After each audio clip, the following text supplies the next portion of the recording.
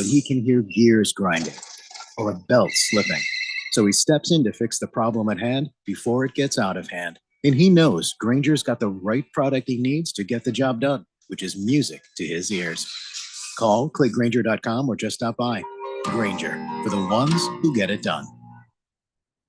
I didn't ask to be thrown in the streets with nowhere to go, but I did ask for help, and Covenant House was there for me. 1 in 10 young adults will experience a form of homelessness this year. For these kids who didn't ask to be put in this unthinkable situation, Covenant House is there, providing hot meals, a safe place to sleep, medical care, and love. They just really genuinely just wanted to help me succeed, and I'm succeeding. To learn more, go to safeplacetosleep.org today.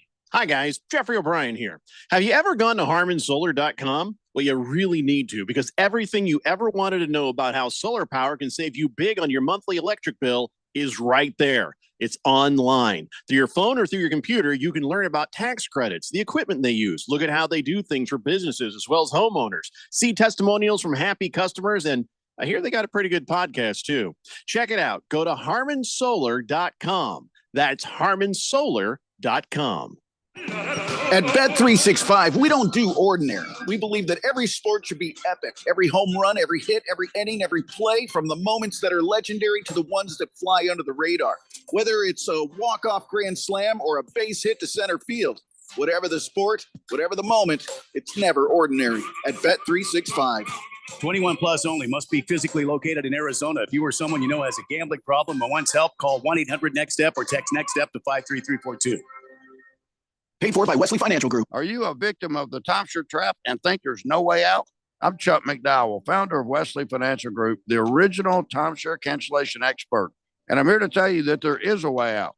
All you need to do is give my office a call. I will send you a timeshare exit information kit absolutely free, explaining how the timeshare industry works and your options for cancellation. Call Wesley now for your free info kit. 800-285-3636. That's 800-285-3636. KQFN Tempe. Also transmitting on K257CD Phoenix at 99.3 FM and K240EU Mountain Hills at 95.9 FM. Wherever you go, take us along. Listen to our live stream on our free Fanatic app. Download it today. All right, people, settle down. Because it's time. Time for what? Showtime. When does it start? Right now. 3, 2, 1. Let's get on with the show. Let's do it.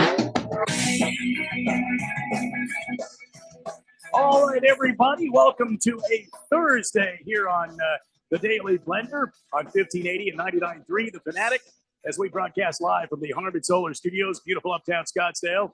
Right over there, that is the sexiest man at Sports Talk Radio. That's Keon Rose. Our fearless leader, well, he is visiting the Belly Button Lint Museum, and he's not going to make it today. It's been a lifelong dream, Keon, for him to visit the Belly Button Lint Museum. Anyway, you are the fourth dimension texting in at 888-368-1580. And Keon and I will effort to get you through till 6 o'clock this evening. And lots to talk about, including the U.S. Open, which is underway. No doubt you just heard what's happening there at the U.S. Open. I understand the Pinehurst Police are circulating photos of Scotty Scheffler just to make sure all the officers know who he is, so there won't be any misunderstandings this time. That's what they have his mugshot already, so you might as well just use that one. They've got him out there. Everybody knows who the players are. I understand that Scotty's car has got in giant letters Scheffler across it, so everybody knows where his car is, what it looks like, and how he can get into the course. So. Anyway, the U.S. Open happening. Tiger got off to a quick start, in case you were wondering. He sits at +4 right now. Bryson DeChambeau at -4. Good heavens. Making a showing here today. As you heard in the update, he is making an effort to run at the top of the U.S. Open right now. Patrick Cantlay in the lead at -5. And Bryson DeChambeau currently through 14 holes, playing the 15th right now. Let's see, Ludwig Aberg, Matthew Pavon, and Rory McIlroy, all right there within striking distance, as is Tony Finau, Frankie Capon, and Martin Keimer There's a name you haven't heard in a long time. It's been a little bit, yeah. Yeah, Martin Keimer. Tyrrell Hatton at -2. And then it goes on from there. So the U.S. Open, we'll have updates all throughout today, tomorrow, and through the weekend to keep you abreast of the situation there in the golf world. Mr. Wilbur is on the text line. And Mr. Wilbur, I can't spell that out. He's trying to get a hold of Big George. And he's got an acronym spelled out here, which I can't say on the radio. I mean, maybe. I can't say it on the radio. So thank you, Mr. Wilbur. 888-368-1580. That is the text line. We have lots to talk about today on the program. Wow. I mean, I knew Boston was going to win last night. That was my pick, Keon, but really, I didn't expect them to be down at the half. And I didn't expect to see Luka Doncic foul out, with 3 minutes to go in the third or whatever, when he got pulled from the game. Well, not in the third, in the fourth, but 4 minutes to go in the fourth is still plenty of time, to make a difference in a game that at that point was very close. It was a very close basketball game. So Luka complaining they couldn't get physical. His typical, rants about the referees being against Dallas and couldn't get any calls. Luka had 6 fouls, and he did not help his team at all. He was basically a defensive issue, though, because he was like a black hole. The Celtics were running at him all night long, and he was doing nothing.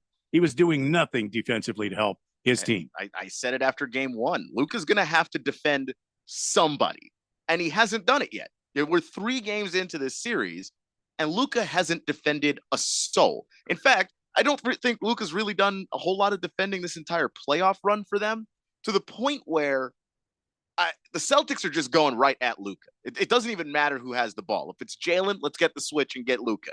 If it's Tatum, let's get the switch and get Luka. When you are switching so that Derek White can go at Luka, you've got a problem. Luka has to defend some human being out there. And I was watching the post-game stuff with Brian Windhorst, and it is not very often that I agree with Brian Windhorst.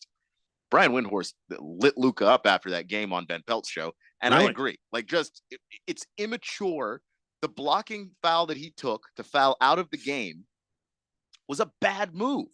He was clearly not in position to take a charge. He obviously fouls Jaylen Brown, and then he's screaming at the bench to go review it. Review what? You were playing bad defense, and you fouled out. And you knew your team needed you, and you decided to do that instead of playing good defense. Or at that point, the Matador defense you were playing all game, just better to do that.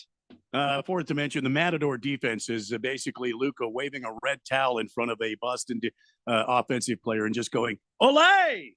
and just letting him run by. Would have been better defense than the defense he was actually trying to play. Because I don't know what that was. And if you thought I got mad yesterday with the Aaron Rodgers stuff, basketball players who don't play defense piss me off. I can't stand it. And he sits on the floor and whines about it. Yeah, instead he's of crying about it. Did he not get the memo? These are the finals. You can't do that. You got to get up and play some basketball. You got to play defense. And there he is on the floor whining about the no call, or whining about why he got the called for a foul. You have been. I mean, Luka's been playing basketball professionally since he was a teenager. How on earth this man has gotten this far into his life without playing defense with moving his feet? You can't play defense with just your hands. You have to move your feet. He doesn't move his feet. That's why he picked up 5 fouls, and then he picked up that 6th one, which was dumb. It was really stupid. Yeah. And the Mavericks have complained about this before, by the way, that Luka's been bad at defense and bad at effort on that side of the floor. Jason Kidd's been saying it for a couple of years now. And the finals are the worst place for us to find this. It's the worst place for it to show up. Your team had the best chance that they were going to have to win. The Celtics tried to give the game away in the 4th quarter. Yeah. And the Mavs still couldn't get it done because Luka couldn't keep his self together. And that's how we got here. Yeah. So they're now down 3-0. And I don't know, I think 98% of the time, something crazy like that, when a team goes up 3-0, the team that's up 3-0 generally wins the finals. And so if you're a Boston fan, Dallas might get a game. When do they play again? Next week? so Is it 2 weeks when they play again? No, they play Friday. Oh, look at that. They're going to play Friday. And it's not like they could play tonight. It's not like they're already in Dallas. They couldn't play tonight. But well, I mean, they don't do back-to-backs in the finals. They don't even do that in hockey.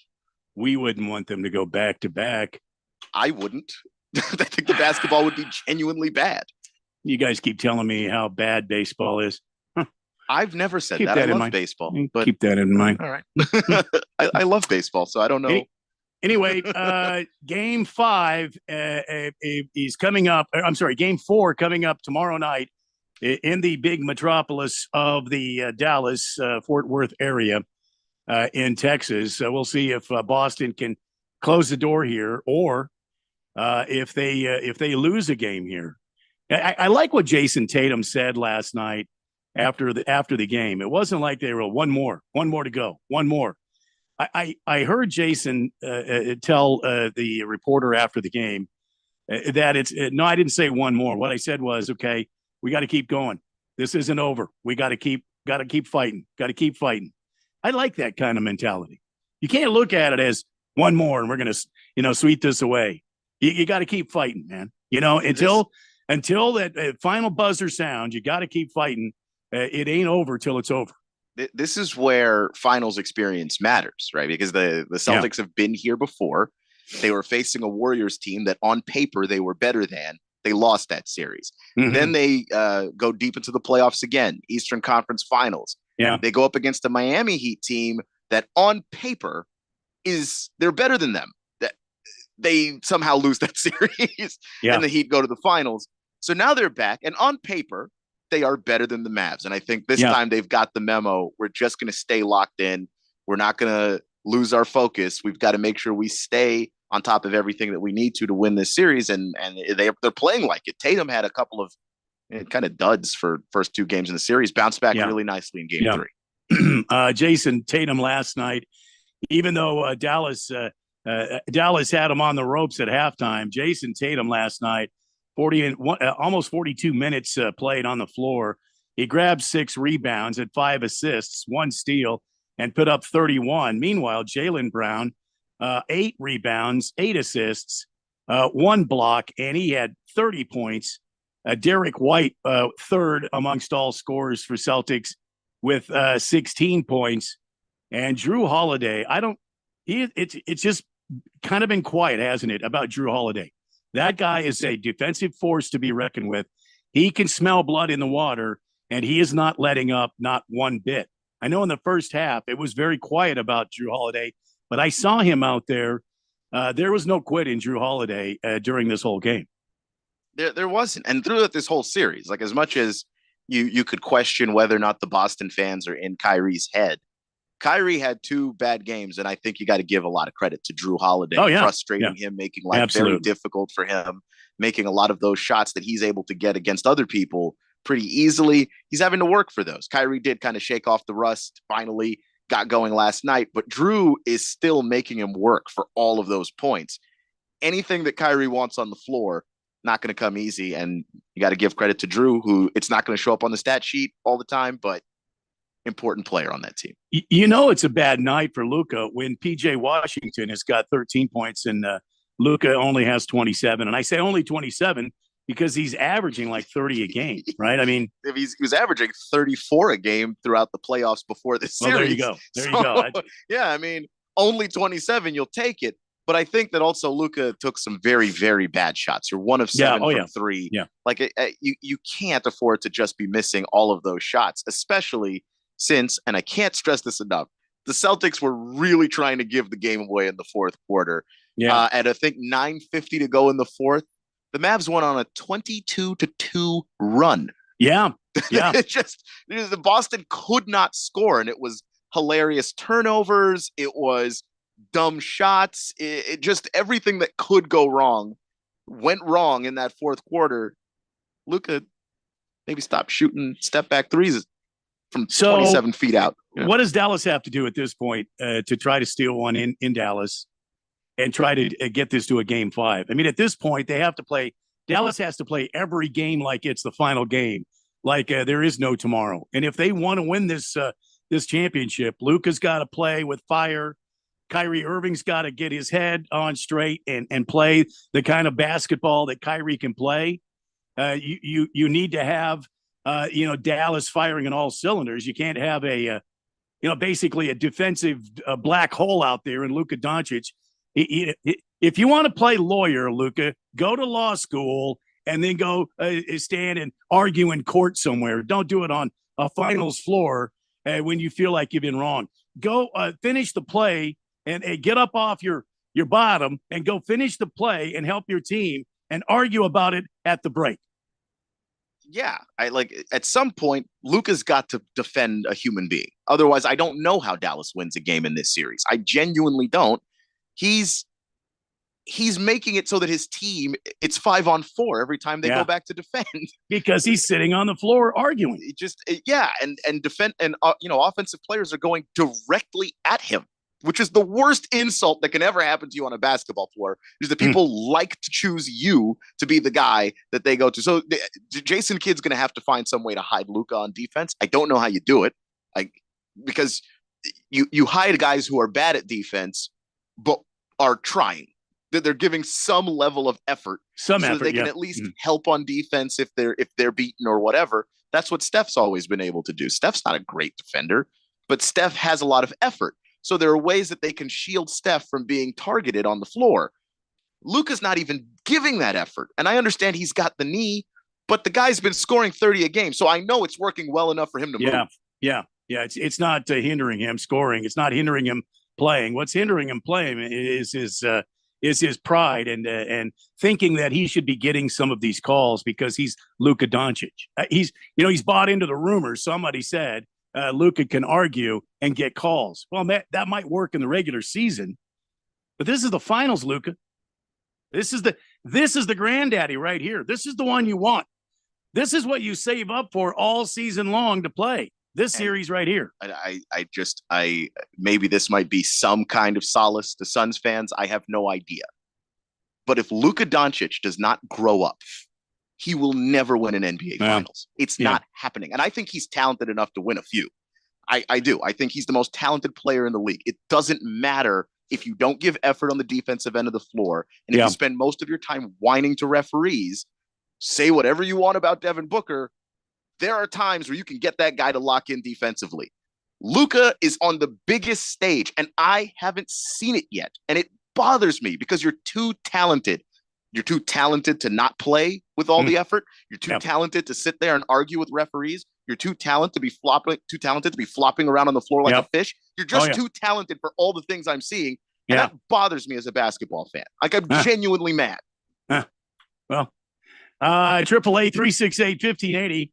Let's catch our breath here. Walter Mellon is on the text line. First guy in. Randy, hit that psycho music. Keon, hit that rant, baby. Hit that rant. Welcome to the show, Walter Mellon. Mr. Wilbur says, wow, I think we struck a nerve with Keon. I will not bring up nominating Luka for next year's comeback player of the year. What? It's the oldest, dumbest joke on this show. There are many old jokes on this show. Comeback player of the year? There are many dumb jokes on this show. That one is the combination of both of them. Yeah, it's Gino won the comeback player of the year, and apparently that's going to still, and I think he deserved the award, and apparently we're going to reference that. Hasn't it been like a year and a half since then?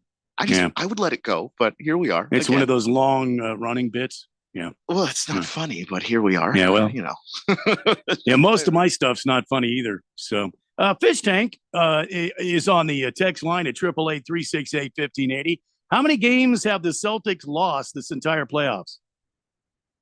I don't think any. Have they? I think they did lose one, but I can't remember which series. It's only one, right? Let me see here. Let me go back in their playoff history there, because they had some series that were bad, so I know I didn't watch each and every single game for them. Let's see, they did they lose one to Indiana? No, No, they didn't lost lose one to Cleveland, Cleveland, and they lost one to Miami. So they've lost 2 so far. That's a crazy run. They They've got lost- some yeah, teams that were yeah. injured. They got some teams. You know, they handled their business. You got to play the team in front of you, but And so far as run. I can tell, in this series, they're up 3-0. I mean, that's the closest I can tell right now, because the series is still going on. should have lost last night, but here we are.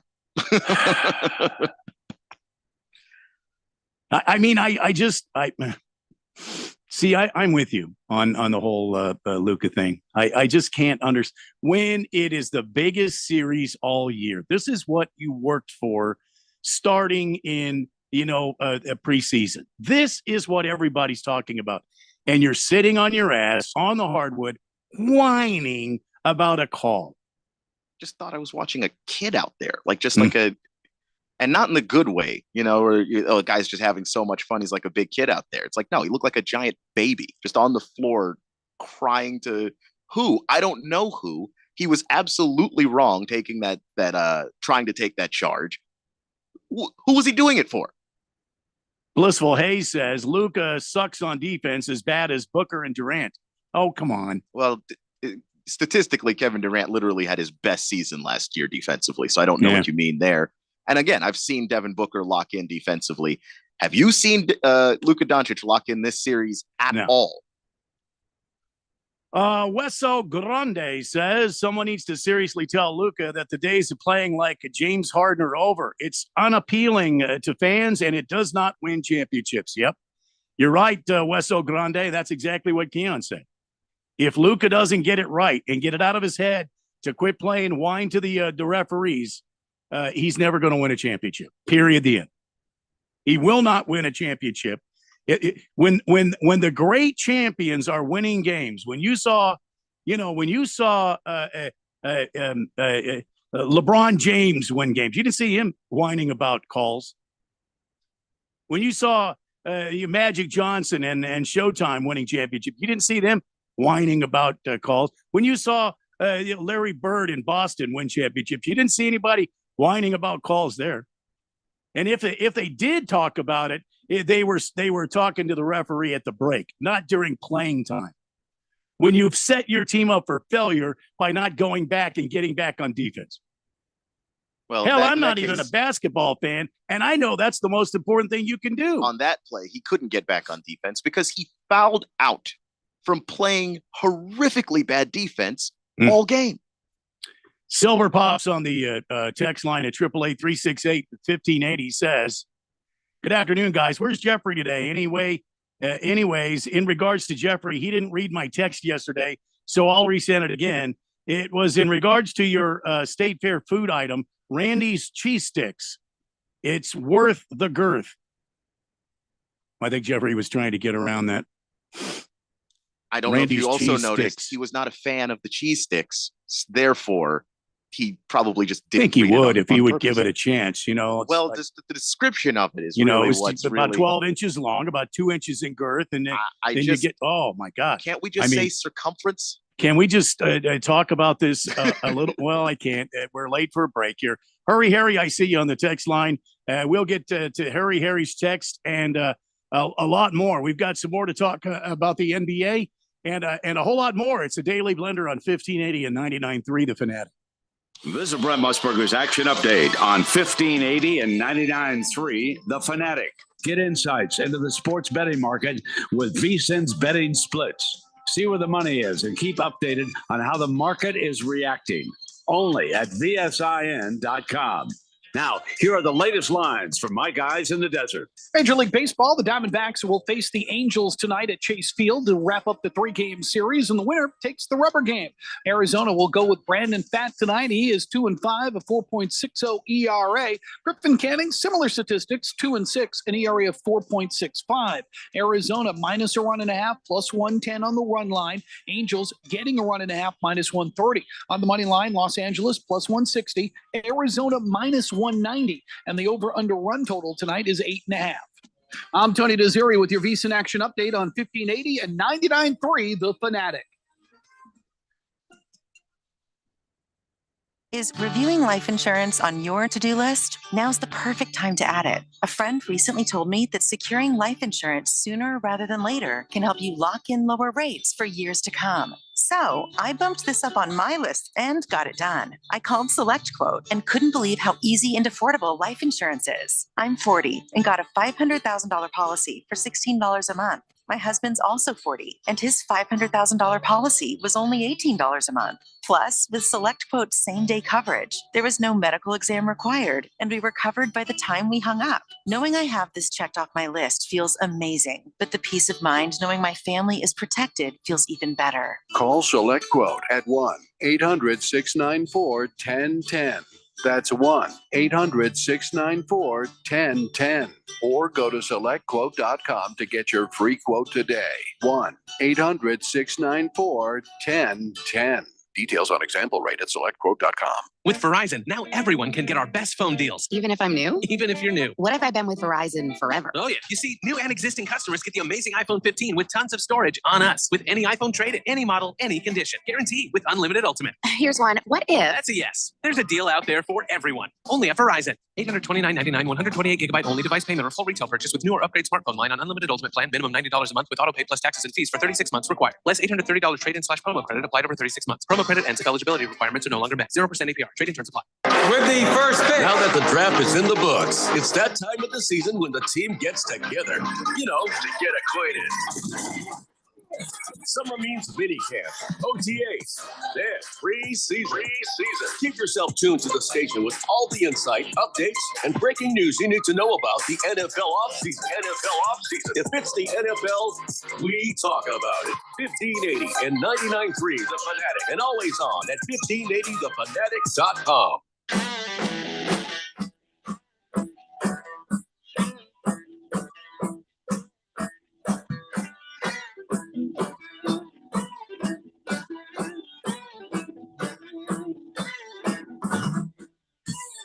Daily Blender on this Thursday on 1580 and 99.3 The Fanatic. Also in the East Valley out there. If you live out there by the Great Geyser out there in Fountain Hills, 95.9 on the FM dial is going to get you hooked up to hear the Big Blender show every day from 3 to 6 here on the Flamethrower.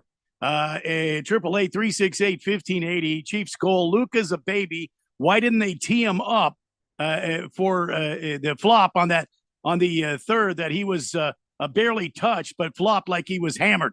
Well, I mean, that's Luka's game.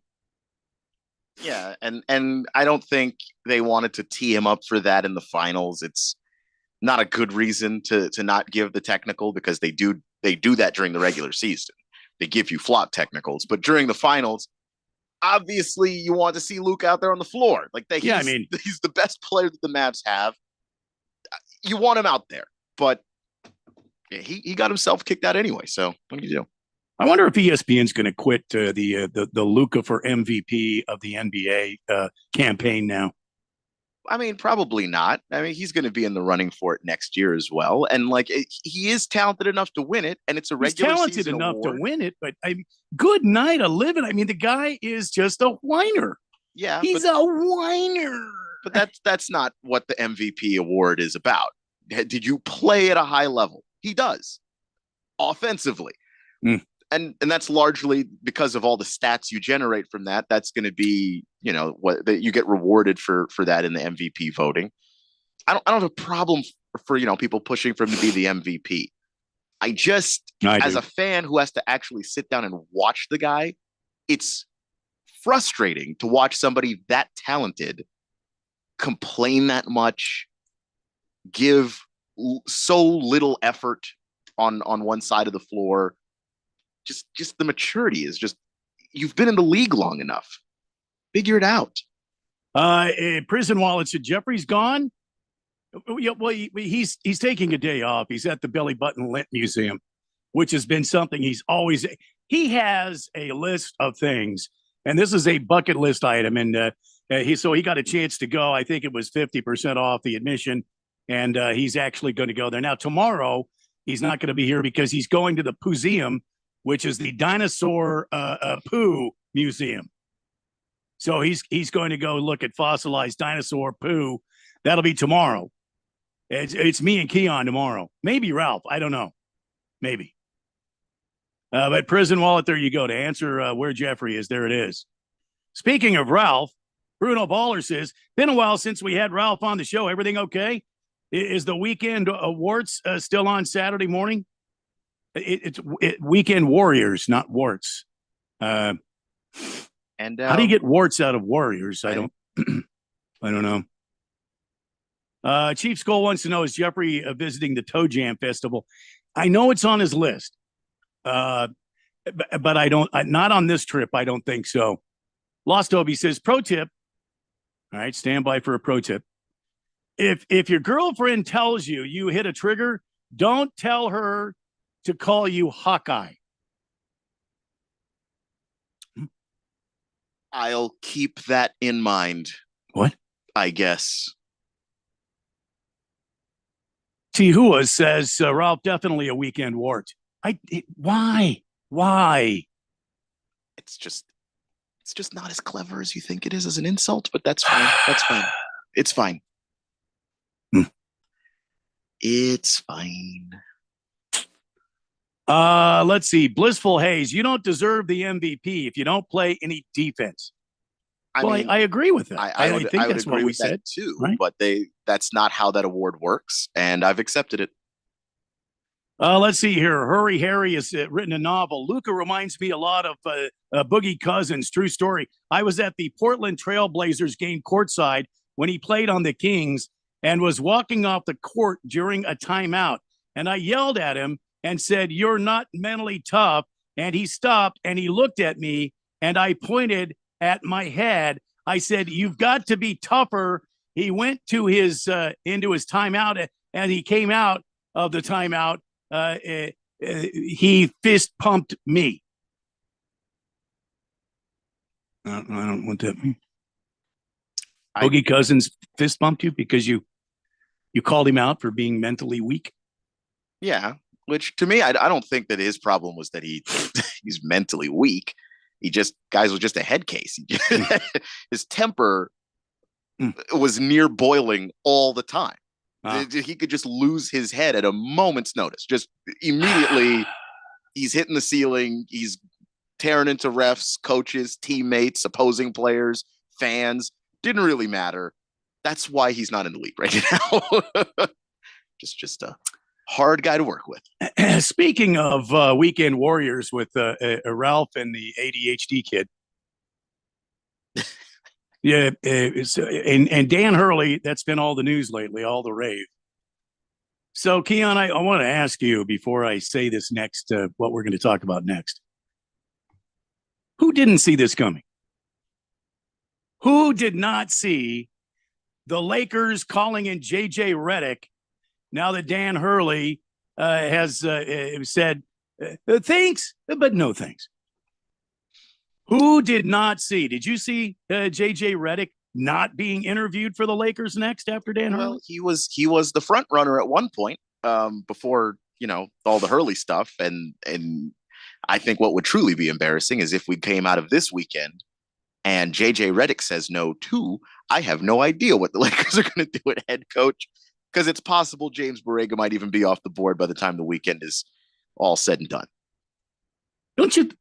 Have they even talked to James Borrega? I have no idea.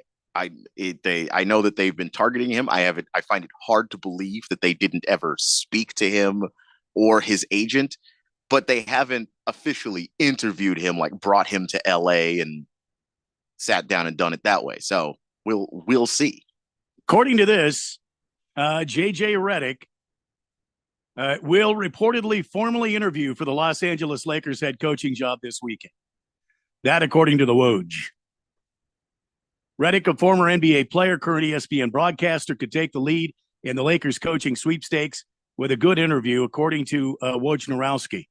The Mind the Game podcast, which is hosted by Redick and Lakers star LeBron James, did not have an episode this week with so much going on, and Redick calling the NBA Finals for ABC.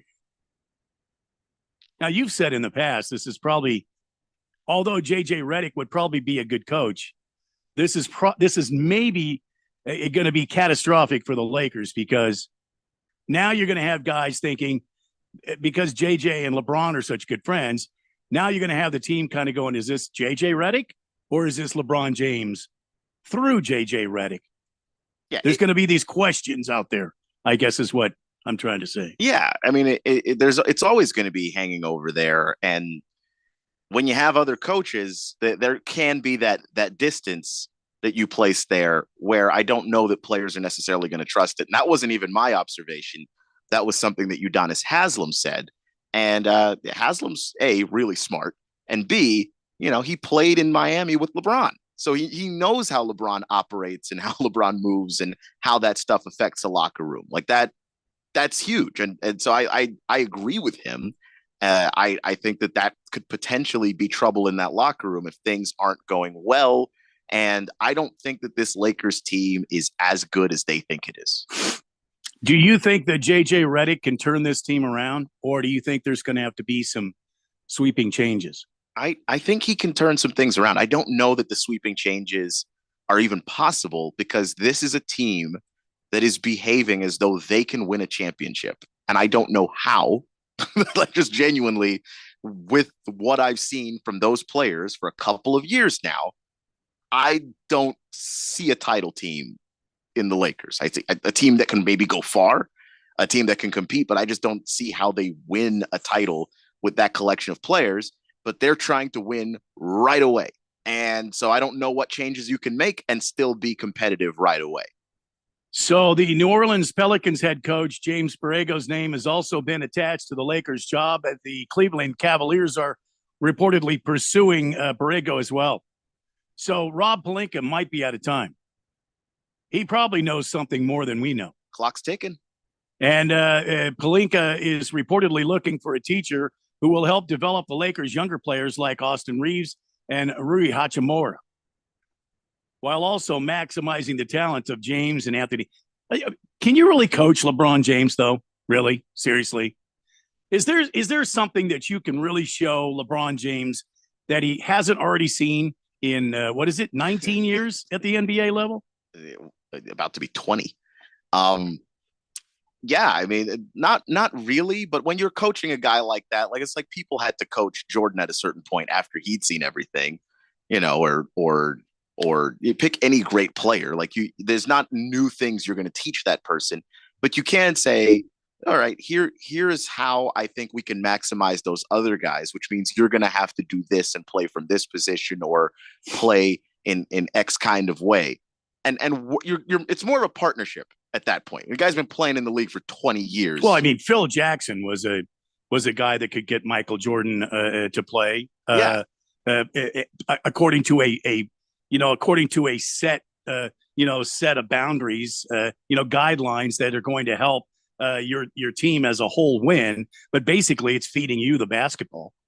If you look at the Bulls when Phil Jackson was there, it was like, all right, we're going to play this. And at the end of all this passing and stuff, the ball ends up magically in Michael's hands and let him do his thing.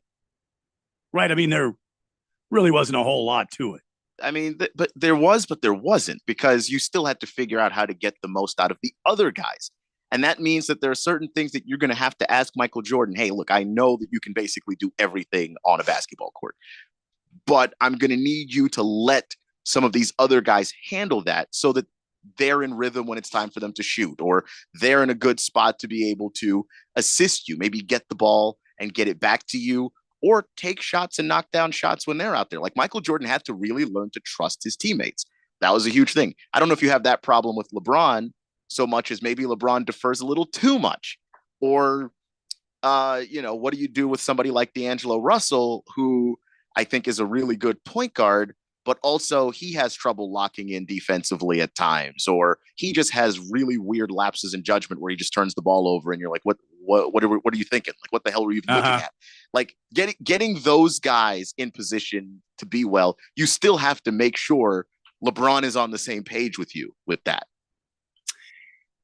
See, I understand what you're saying, but it seems like to me, just a guy that's an outsider, pulling for my Suns, but it just seems like to me when they first made these moves and they brought in Hachimura and then this kid, the other kid, the white guy, he got hot and suddenly Austin Reeves and he became something special on this team. I thought, maybe watch out here, maybe because I thought, maybe they're going to do something here, but then it just seemed to be the LeBron and AD show, and they kind of omitted those guys, and then Austin Reeves would pull them out of the fire every once in a while with a clutch shot, but you didn't really hear a lot about Hachimura doing anything. I mean, maybe on defense, maybe on rebounds, but it was LeBron and AD. That's all you hear these guys talk about.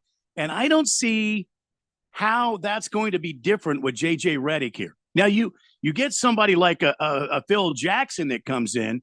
Now you're talking exactly my language, a guy that can implement plays and who can get Michael Jordan to do things that you want him to do in the boundaries of this schedule, this play schedule that they have. Somebody that Michael is going to be, hey, this I understand and respect this guy, but is LeBron and AD, especially AD, is LeBron and AD both going to look at JJ Redick and go, oh wow, this guy's got something to bring to the table here. We should listen up to what he's got to say. I just don't see it. I think LeBron will, because LeBron respects him. That's the reason why they have a podcast together, all that stuff. Like JJ Redick is known around the league as having an incredibly high basketball IQ. And you've seen it out there on the floor, and the way he breaks things down, he clearly knows the game. And I think to do that and be that person, you'll get the respect of LeBron. Anthony Davis, I don't know what it would take to get his respect. He's kind of a different guy. I don't think that necessarily, just having a high basketball IQ is enough to get Anthony Davis on board. I think you're going to need a little bit more than maybe what the Lakers have right now. But I do think that if you can get him on board, that helps a lot.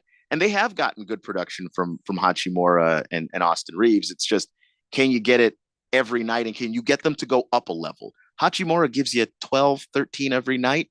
He's going to need to score a little bit more. Austin Reeves can get you 16, 17, 18 a night. That's good. It's good for a role player, but I think they need a little bit more, because what ends up happening when those guys can't get to another level is that LeBron ends up doing a whole lot more. And at his age, it's clearly not the same LeBron that we're seeing. I don't think you can ask him to do 40 minutes a game of high level basketball for a whole season and then a playoff run and still think you're a championship team.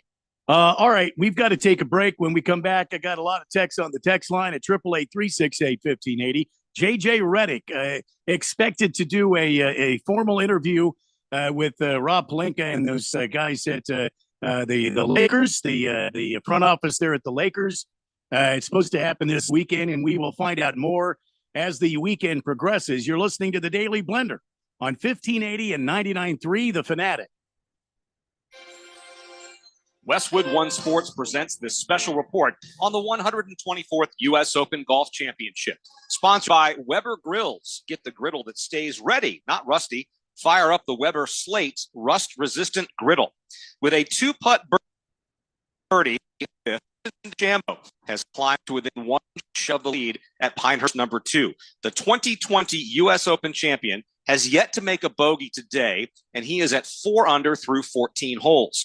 Rory McIlroy, another former U.S. Open winner, made birdie at 16 to join DeChambeau at -4.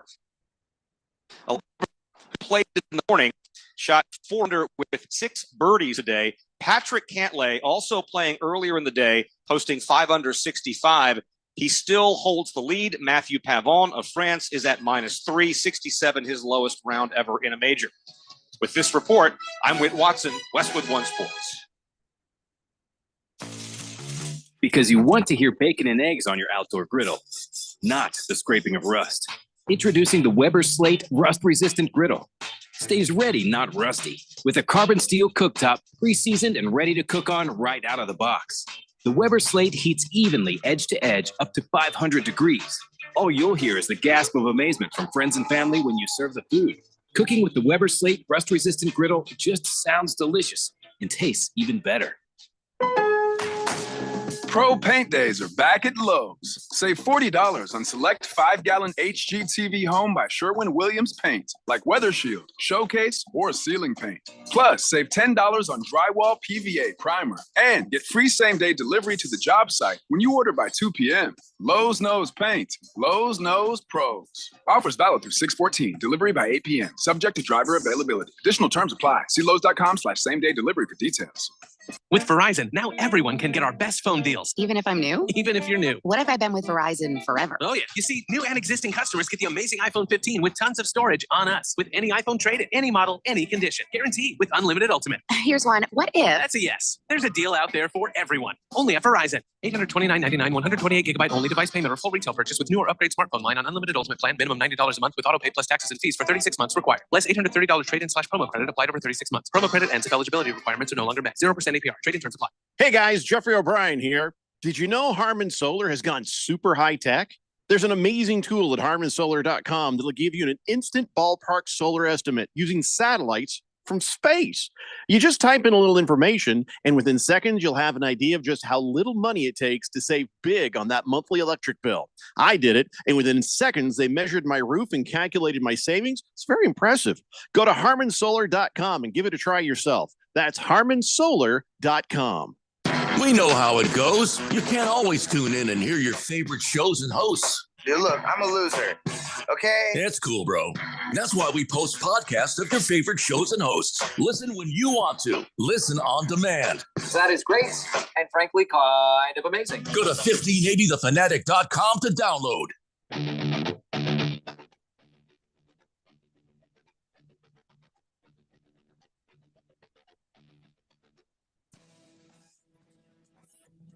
Welcome back to the Daily Blender on 1580 and 99.3 The Fanatic. Let's go right to the text line. Lots of buzz happening. Chief Skoll on the subject of J.J. Redick interviewing for the Lakers head coaching open position. J.J. Redick would be a good teacher for a young team. He doesn't have the chops yet for an elderly or veteran team, as I would put it. And that's the thing with the Lakers. The Lakers are kind of weird because they're half young team, half really old vets. So especially your two most important players.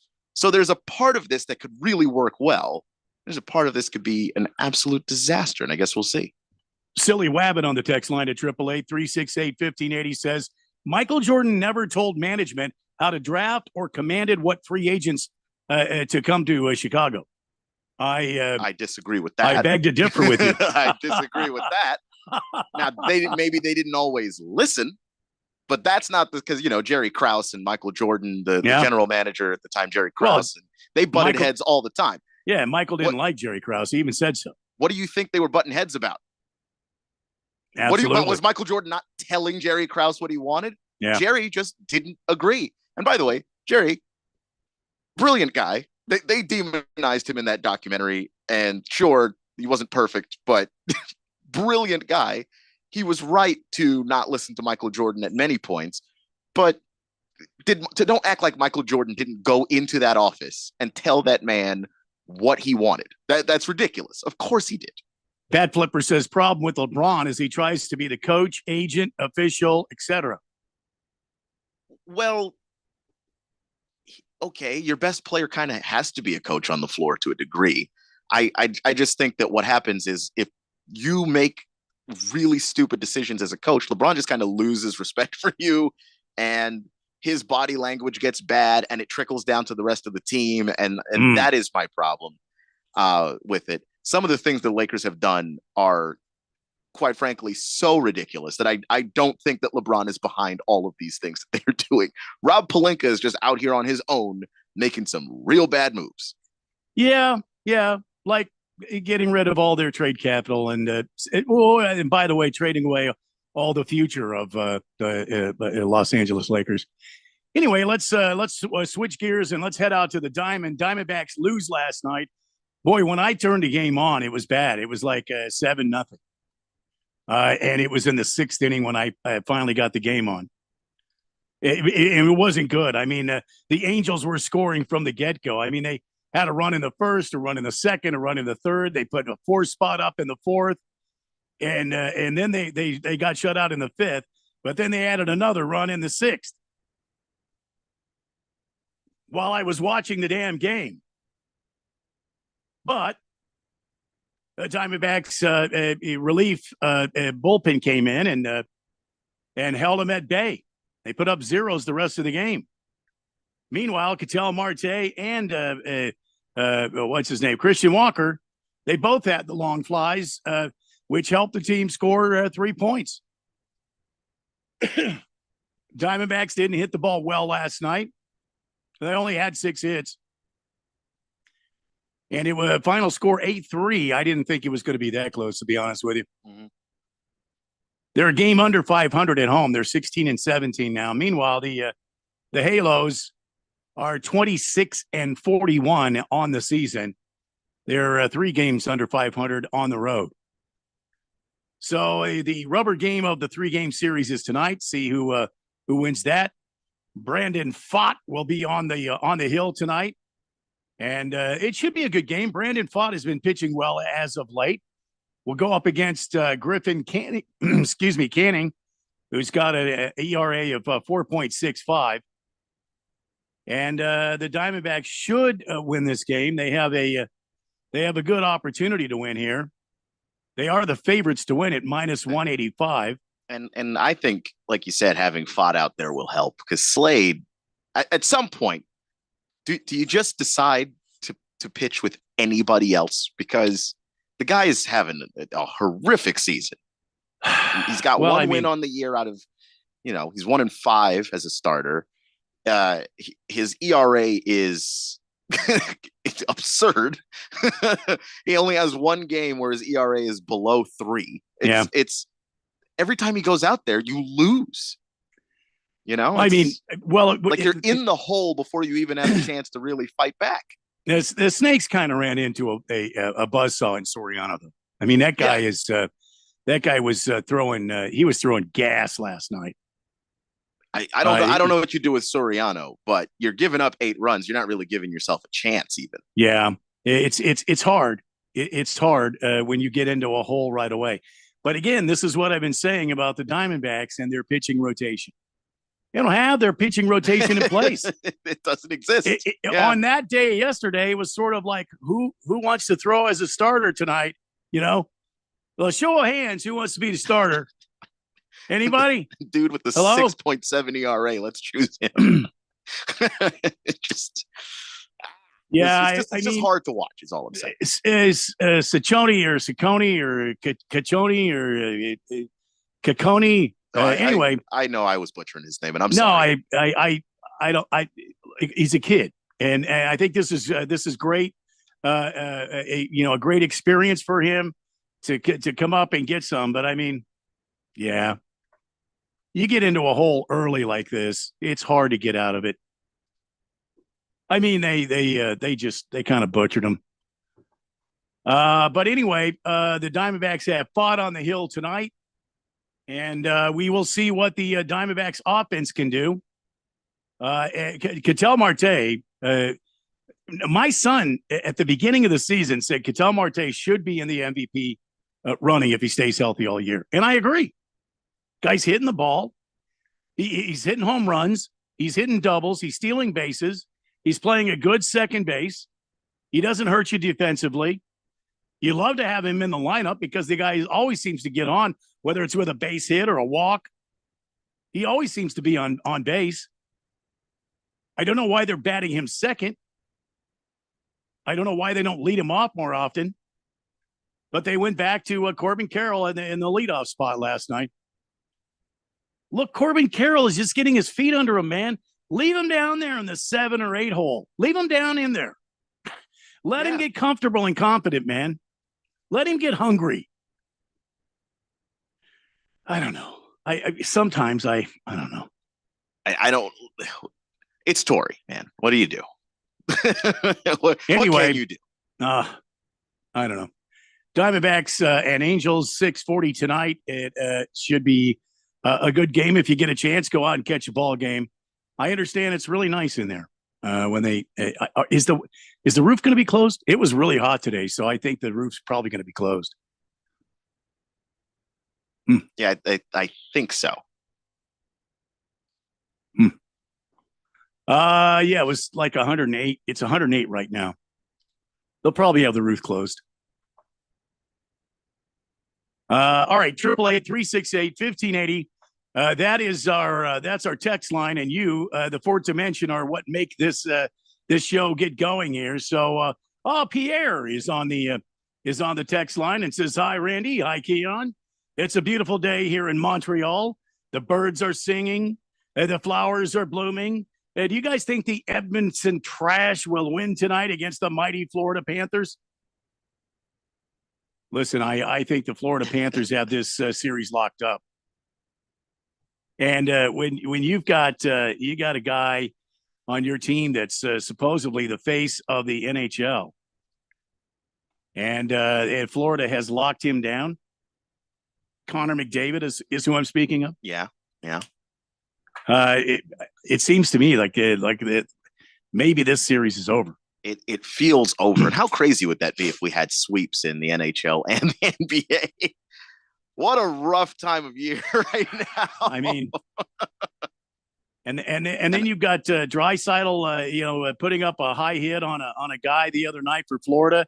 You think they're not going to seek retribution tonight? And by the way, Alexander Barkov, who I don't know exactly if he was one of the people hit or if he was the guy that got hit, because there were a bunch of hits in that game. It was just a bunch of shots. Edmonton really tried to bully Florida. Yeah, but go ahead. Sorry. Alexander Barkov's back. So not only did they try to bully him, it didn't work. The guy's going to be back out there, and he's a captain for a reason. Like they really trust him and rely on him, and having him out there, I think, is going to give the Panthers a boost. I think this thing's over. Let's see. King of Kittens at 888-368-1580 says, new texter nickname, Monkey Meat. I mean, monkey meat? Well, as in sweet monkey meat. Well, I know. Haven't we been talking about this, though? I mean, King of Kittens obviously he's not even paying attention to what we're talking about here. Let me go to my list. On his own planet right now. Let me go to my list here. New texter nicknames. We weren't talking about new texter nicknames. Didn't come up at all, to be honest. Sweet Monkey Meat was on there. Let's see. There's Snap Crotch. There's Foot Nipple. Monkey Puncher. Everyday Anus. Grand Larceny. Cocaine Bear. I can't believe Cocaine Bear is still there. I know. If I were a texter texting into the show, I'd be Cocaine Bear. Poutine Border Jumper. That's another one on there. The Big Eunuch. I mean, if I were a texter, I'd want to be the Big Eunuch. Booty Fish. My testicles. Sweet Monkey Meat. I thought that was on here. Oh, there's Randy's Big Meat. When I put on the smoker. Yeah. I mean, I guess I could put on the list Monkey Meat. I thought it was on here though. All right, we'll take care of that. Who are you again? Oh yeah, King of Kittens. New texter nickname Monkey Meat. Blissful Hay says, "Is Jeffrey going to the Testicle Festival?" No, he's going to the Belly Button Lint Museum. I thought I explained this. At Belly Button Lint Museum. And, this just in from Cheesehead Bill. Jeffrey might be gone forever. I heard there was a giant fire. All that Belly Button lint went up in flames. So many people died and many more injured. Pray for Jeffrey. Gone too soon. Some reason, Cheesehead Bill. I don't think that's correct. Cite your source, Cheesehead Bill. We're going to have to look that up. This? Yeah, we're going to need to know who reported this, Cheesehead Bill. All right. That is hour one in the can, as we say in the industry. We've got 2 more to go. It's going to be 4 o'clock when we come back around the corner. And we got lots to talk about. We got some football news. We got some baseball news. Hey, we got some tampering news in the NFL. Oh, goodness. We've got a lot to talk about on the Daily Blender on 1580. The special report, the 124th U.S. Open Golf Championship, sponsored by T-Mobile. Former U.S. Open winner Rory McIlroy mounting a charge at Pinehurst number 2, trying to run down Patrick Cantlay, who shot 65 earlier in the day. McIlroy with a chance to match that number if he could make birdie at 18. Rory trying to tie for the lead, 5 under par, strokes this from 12 feet up the hill to the hole, moving to the right. And he's got it. He's got it. He started walking. I thought he'd given up on it. No reason to give up on that. Don't give up on Rory McIlroy either. It's been a decade since he won a major championship, and he just shot 65 in the opening round of the U.S. Open. John Ennis on XM. McIlroy ties under par. No bogeys on the card. Ludwig Oberg at 4 under. With this report on the U.S. Open, I'm Will Watson, Westwood One Sports. If you're 55 and up, T-Mobile has plans built just for you. Like 2 lines of talk, text, and data for just $30 a line. That's a 45% savings versus Verizon and AT&T. Experience all this and more on America's largest 5G network. At T-Mobile, customers 55 and up can get 2 lines of talk, text, and data for just $30 a line. Switch today. With AutoPay using debit or bank account, plus taxes and fees, 45% off 2 lines versus AT&T Starter and Verizon Welcome Plan. Benefits vary. See details. That's the sound of steak searing in its juices on your new pellet grill. You heard that right. The Weber Searwood Pellet Grill can smoke low and slow at 180 degrees all the way to a high heat sear at 600. With the Weber Searwood, you can cook on the direct flame over the full great sear zone. You'll hear the gasp of amazement from friends and family when you serve the food. Cooking with the Weber Searwood Pellet Grill just sounds delicious and tastes even better. Let's say you've got questions. You're looking into solar, but you don't know where to start. Well, Harmon Solar has the answers. Hi, I'm Jeffrey O'Brien, and listen, there's a couple of ways you can go here. 1, visit harmonsolar.com, browse around, because right across the page, they got links to all sorts of great information, like frequently asked questions, equipment, tax credits, even testimonials. Or just give them a call, 800-281-3189. Ask them directly. They'd love to hear from you. That's 800-281-3189. Or just go to harmonsolar.com.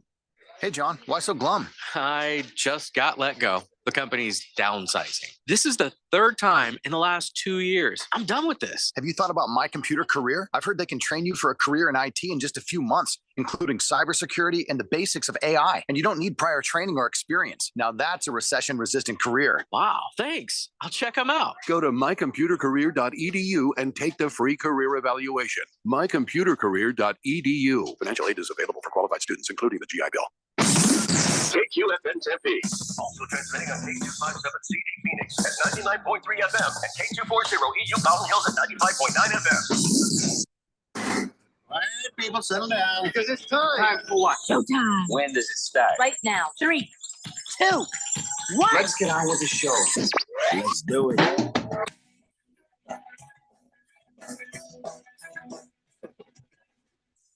And welcome everybody to a Thursday edition of the Daily Blender. It's 4 o'clock here on 1580 and 99.3 The Fanatic as we broadcast live from the Harmon Solar Studios in beautiful uptown Scottsdale.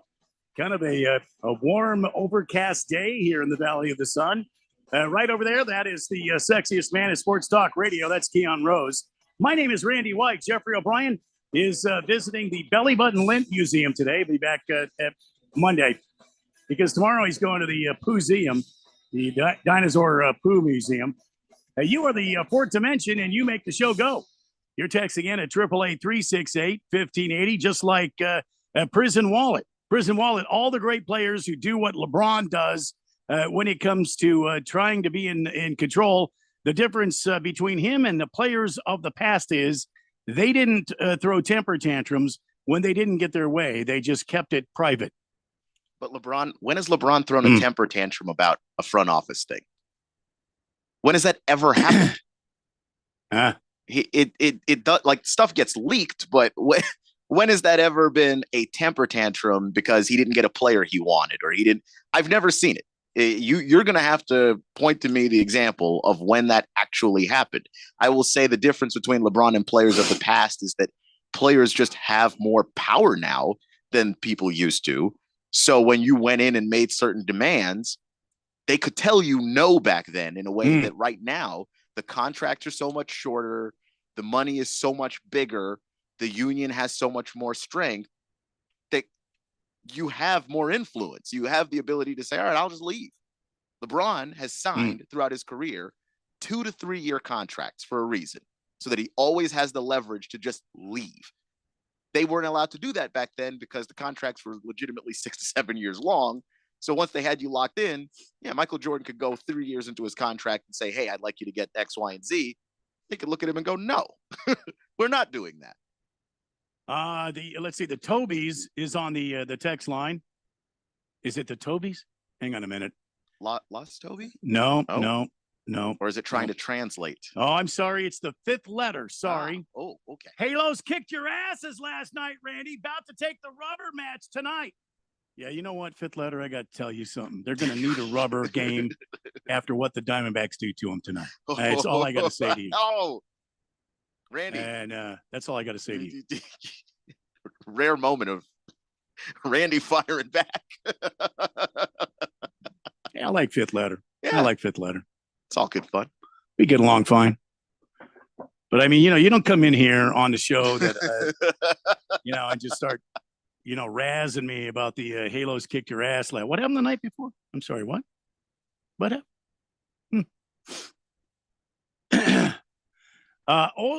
Oily Stool says, no! Was it over when the Germans invaded Pearl Harbor? No!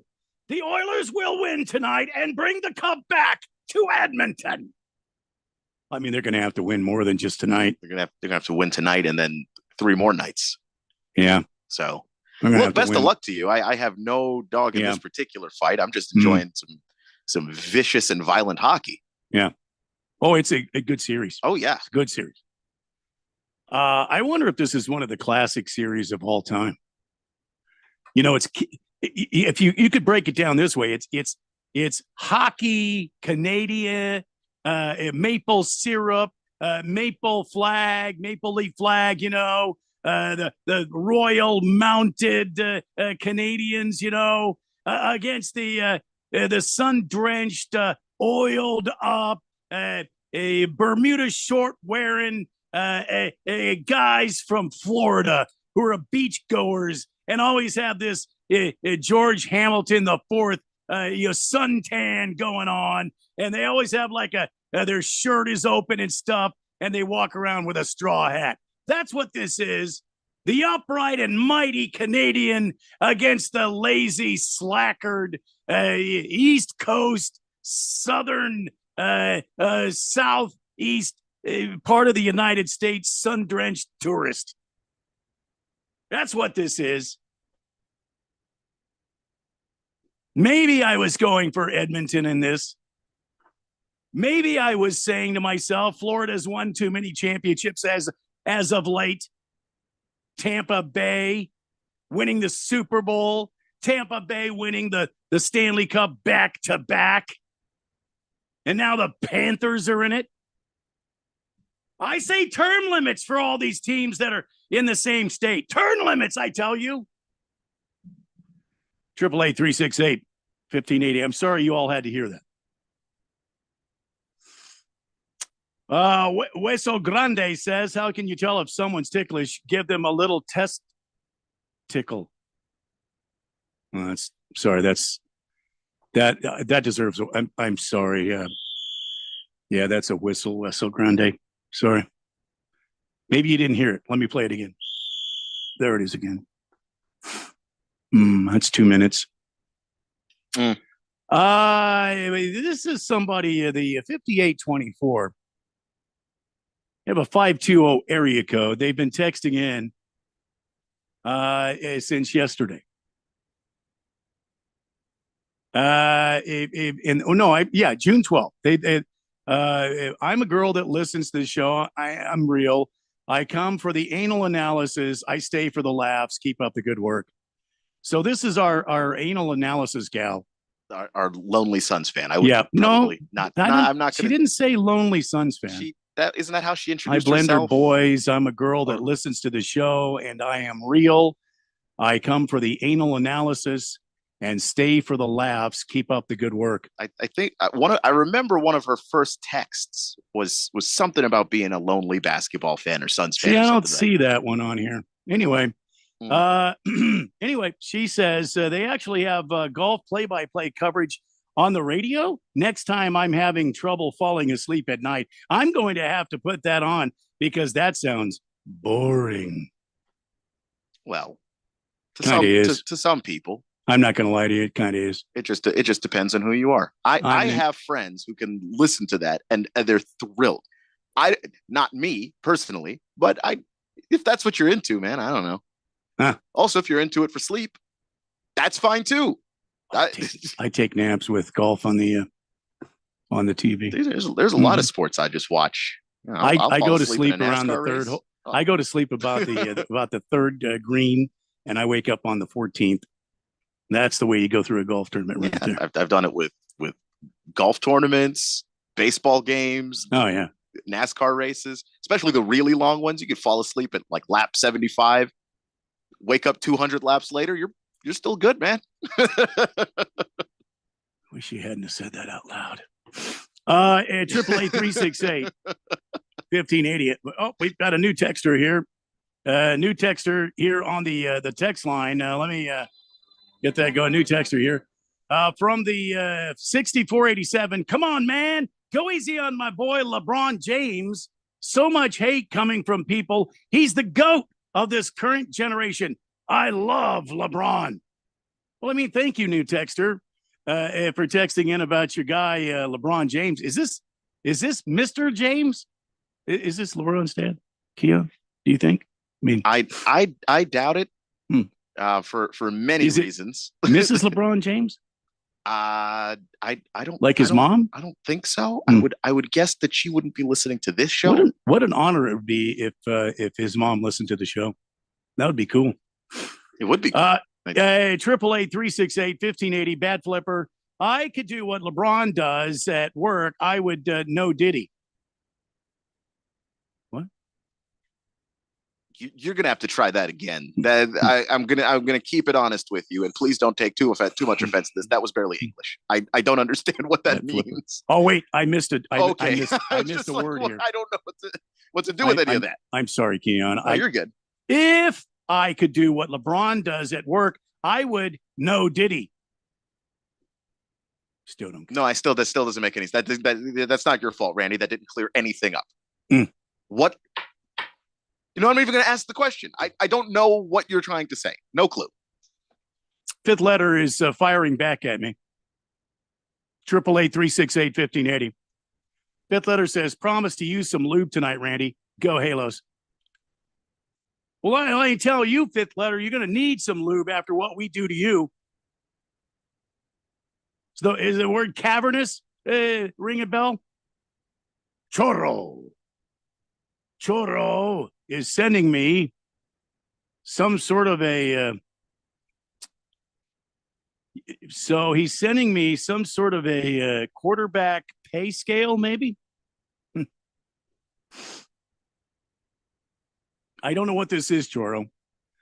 It's a highest paid player annual value in the NFL since 2004, and it lists all of these players, quarterbacks. It looks like there's Peyton Manning. There's maybe not. There's Nnamdi Asomugha. He's on there. He's a cornerback, isn't he? Nnamdi Asomugha? Okay. That's what I said. I think so. Asomugha? Mm-hmm. He's got Eli Manning, Tom Brady, Peyton Manning, Drew Brees, Joe Flacco, Aaron Rodgers, Joe Flacco, Andrew Luck. This is already out the door because Andrew Luck's on there. Matt Ryan, Kirk Cousins, Jimmy Garoppolo, Matthew Stafford. I don't know what this is. There was no explanation. I don't know. Exactly. But they have playoff wins, and they have their it's got all this I don't know, it's that technical stuff on a spreadsheet type of thing. They just signed Trevor. Who just signed Trevor Choro? Who Who? I'm lost. I'm not even gonna lie to you. Are you Lost. talking about? Okay, wait a minute. Hang on. You might have to look this up. Here's also a picture of Adam Schefter 9 minutes ago. Highest paid quarterbacks in the NFL on a per year basis. Trevor Lawrence at $55 million. Joe Burrow at $55 million. Jared Goff at 53. Herbert at 52.5. Lamar 52. Jalen at 51.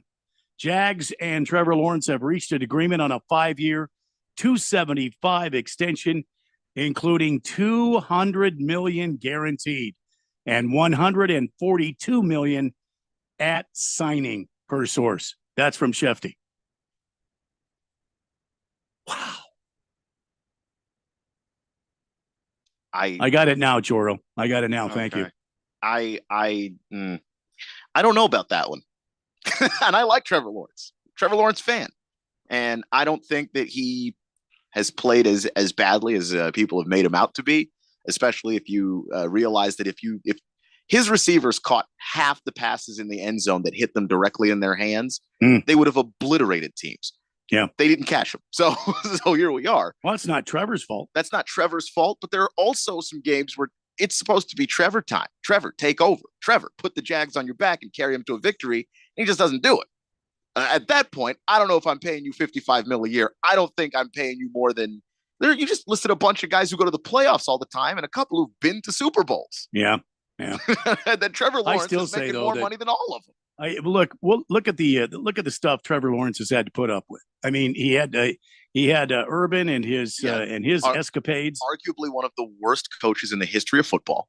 But look what he's done since he's got a real coach and a real offense. I mean, you said it yourself. He hits guys in the hands. They just can't seem to catch it. They need to get him at least one target that, okay, if I can throw the ball to nobody else, I know this dude's going to catch it. And they just don't have that on their roster. I don't know how they're going to do that now. Yeah, I mean, they've tried. They went out and got Calvin Ridley off of his suspension. Calvin Ridley was playing really well in Atlanta and then got to Jacksonville and his hands turned into bricks. 888-368-1580 Beer Bob.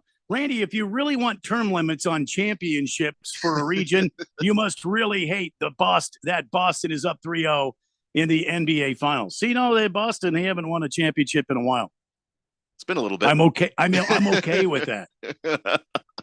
I mean, if you look at what Boston's been doing lately, I mean, how long ago since the Bruins won? Is it 5 seasons? It's been 4 while. seasons? Yeah, something like that. How long since the Red Sox won? Oh my God. Let's not even bring up the Red Sox. How long since the Patriots? Oh, no, sorry. That hurts. How long? I'm okay with Boston if they win.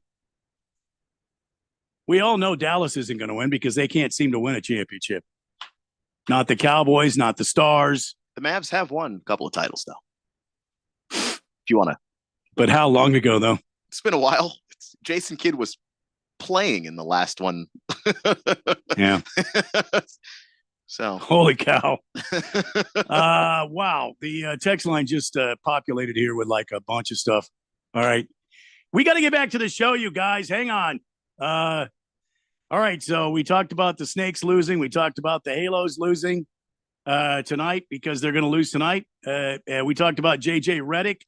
He's going to be interviewed by the Lakers this weekend on a formal basis. Does that mean he has to wear tux to the interview? Probably not. Former? Because if they're saying formally, they just mean in the sense that official. They're going to take him out to like a swanky lunch somewhere in L.A. or probably, or a nice dinner. So then a tux would be okay then. Probably. I'd go rolling in with like a tux and a boutonniere on my collar. I'd pull up in a limousine like a stretcho. You know what I mean? Me and Miss Kim would just, kind of roll in there. The limo seems a bit much, but yeah, I could see. What do you mean? It's formal. Formal. You don't have to have the limo, though. It's an interview. Well, I mean, it's formal, though. I mean, come on. I mean, who doesn't if you really want to? I mean, if you come rolling up, you're dressed to the nines and you got a boutonniere on. Miss Kim's got her formal gown on. I mean, her hair all done up pretty and stuff. We go rolling in there. Who says no? It's formal. Oh, I'm sorry. I understood this was a formal interview.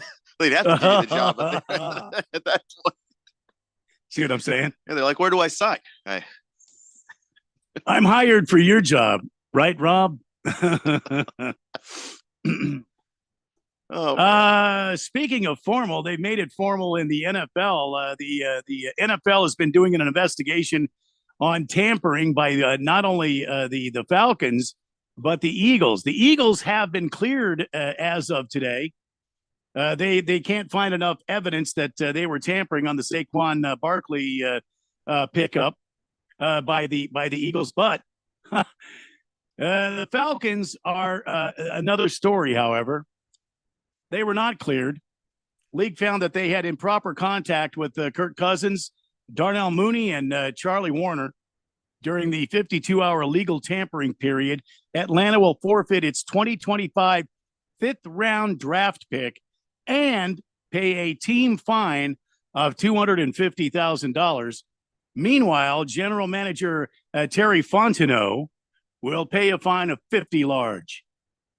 Good God. Wow. So is this too stiff?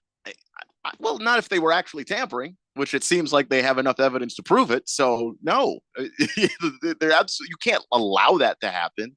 You know, you've got those rules in place to make sure that every team has the same or no advantage, the same odds of getting a player. And then at that point, it's just, how do you convince the player to get there? Well, hopefully you've got a place that the player doesn't mind living.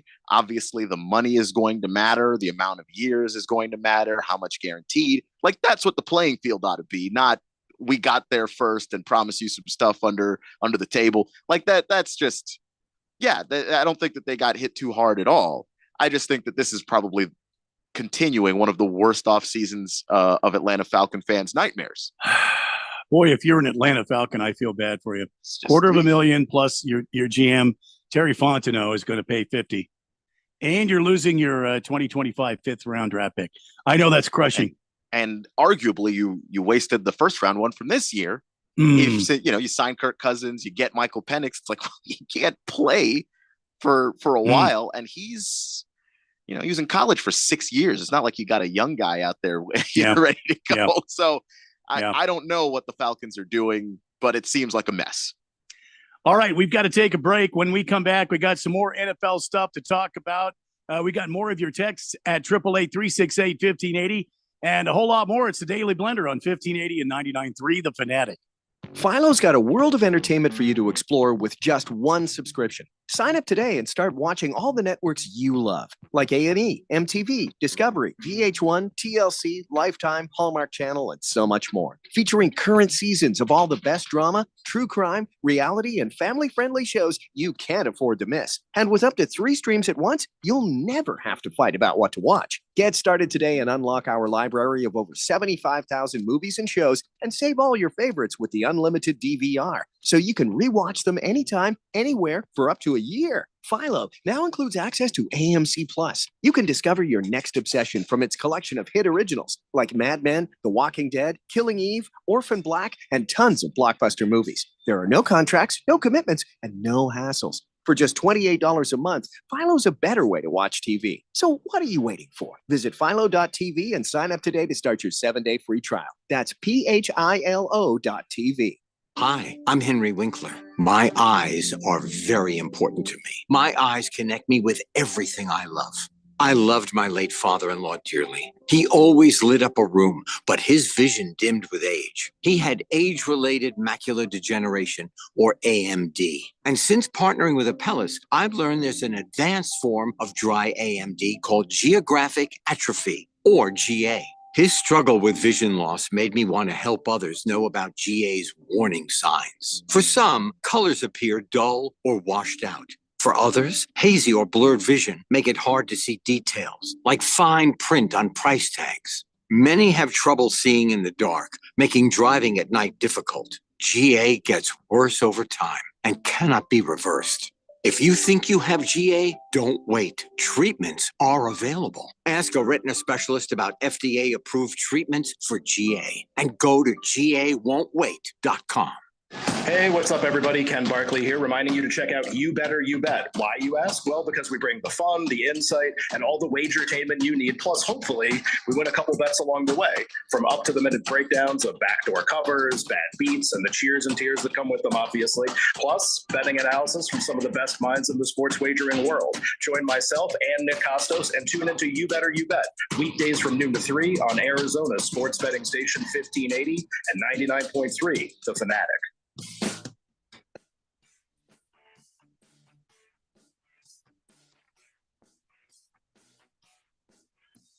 It's the Daily Blender on a Thursday, hour number 2 in progress, and we are here till 6 o'clock tonight. My name is Randy White, right over there, the sexiest man in sports talk radio. That's Keon Rose.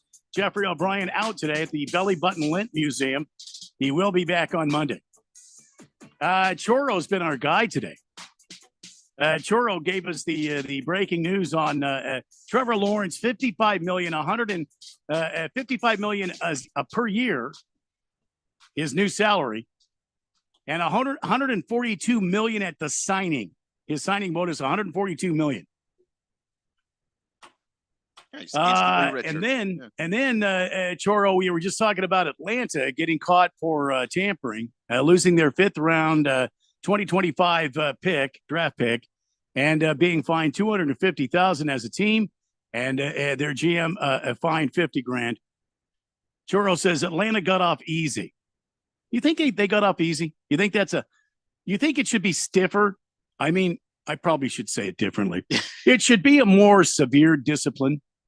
I mean, you lose the draft pick. That's a lot. And then the fine specifically to your GM to hurt his wallet in particular. And, maybe, he's not going to pay that, is he?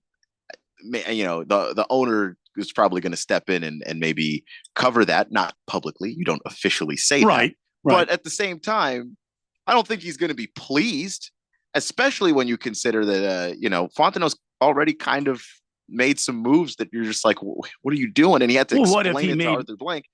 It's just tough to be like, wait, why is this happening? Why did we not do this properly or go through the proper channels on this? Arthur Blank is kind of a straight up guy. Like, I genuinely think that this puts Fontenot in a bad spot. And the draft pick is huge. Like, I just think that that's not a slap on the wrist, losing the draft pick. That's massive. That's how you get your talent for cheap. Brunswick guy thinks it was pretty steep price to pay for tampering, just to get your future backup quarterback. Atlanta's front office made some strange moves.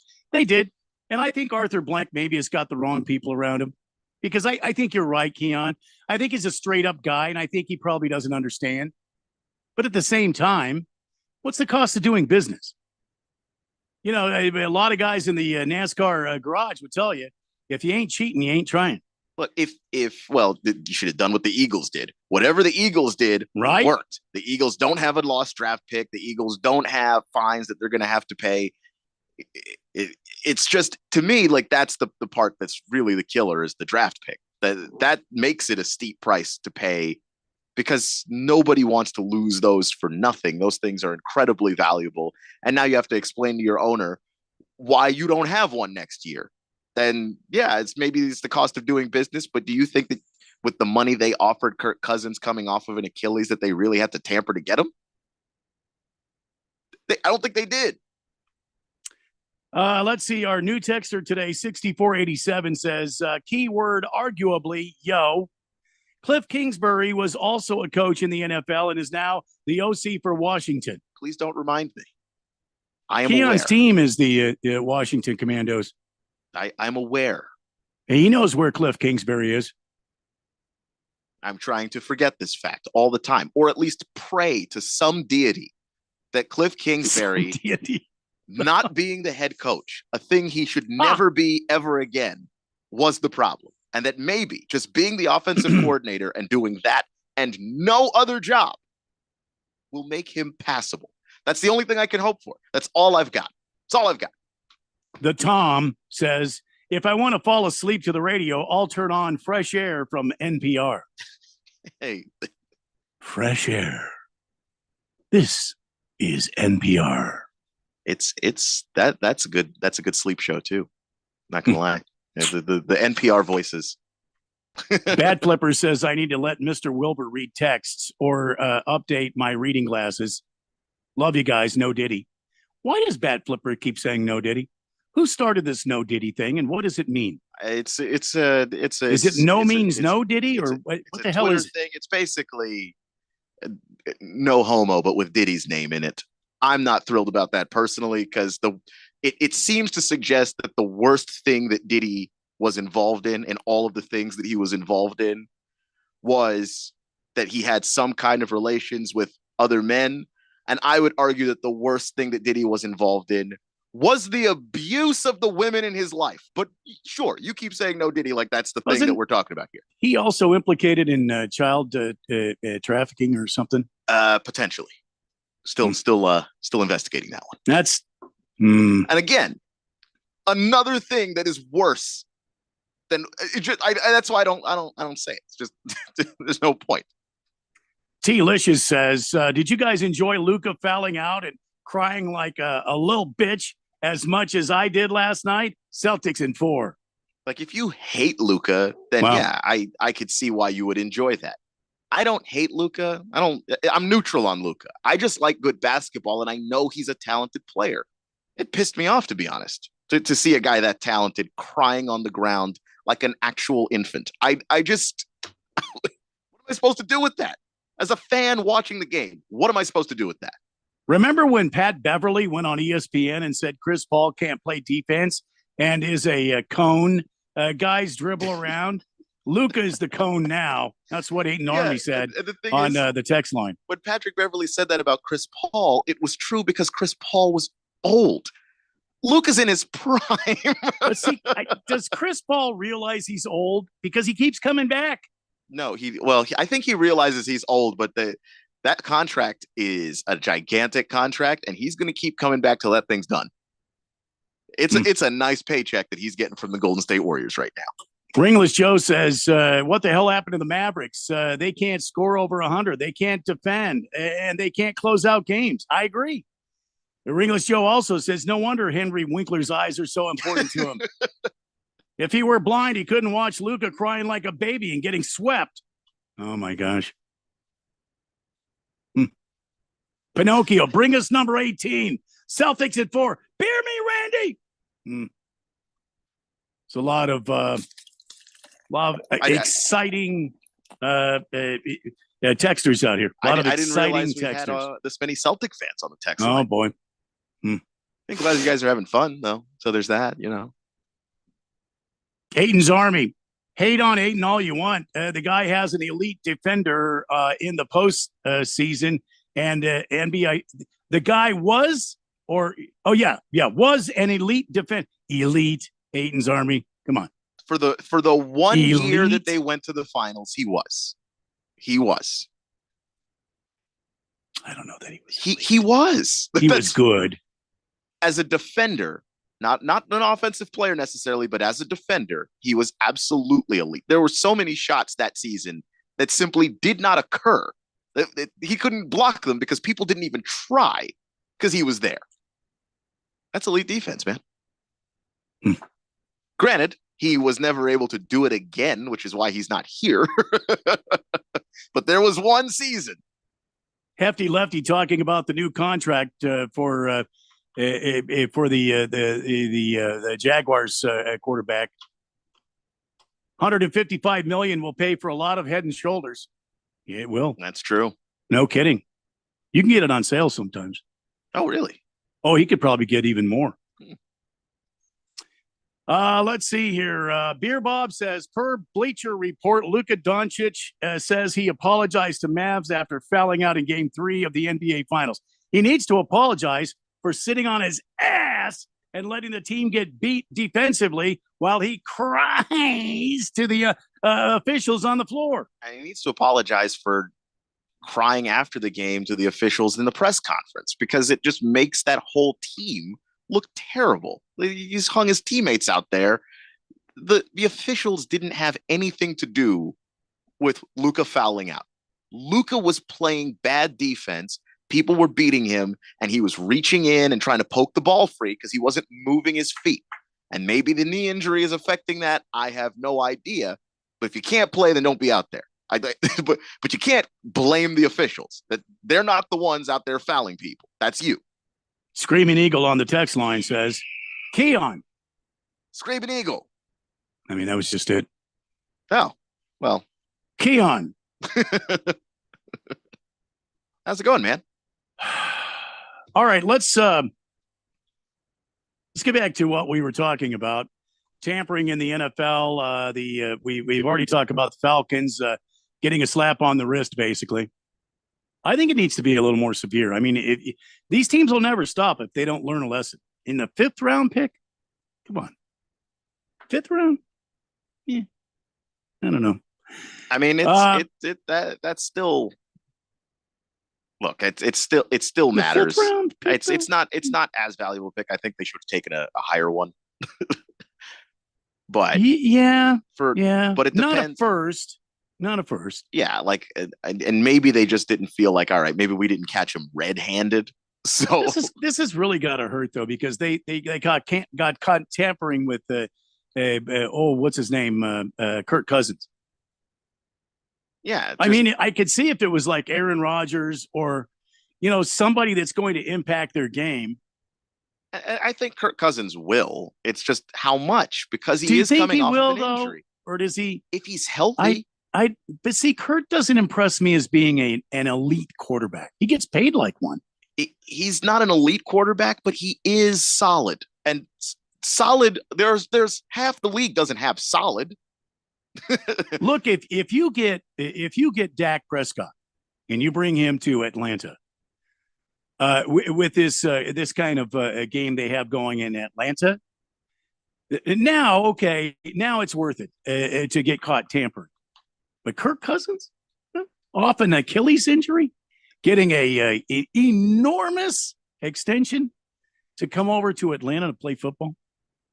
The amount of teams that would kill for a guy that's just solid. The Raiders would love to have a guy who's just solid.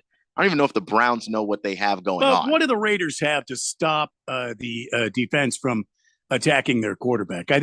I think the Raiders have a lot more needs than just a quarterback. They do, which is why they didn't shell out all the coin to go get Kirk Cousins, because at a certain point it just didn't seem financially like it made any sense. No. But I'm saying that for Atlanta has an offensive line. They have a running game. They have receivers. Their defense isn't bad. Plug a solid quarterback in there, and they might actually be the best team in that division.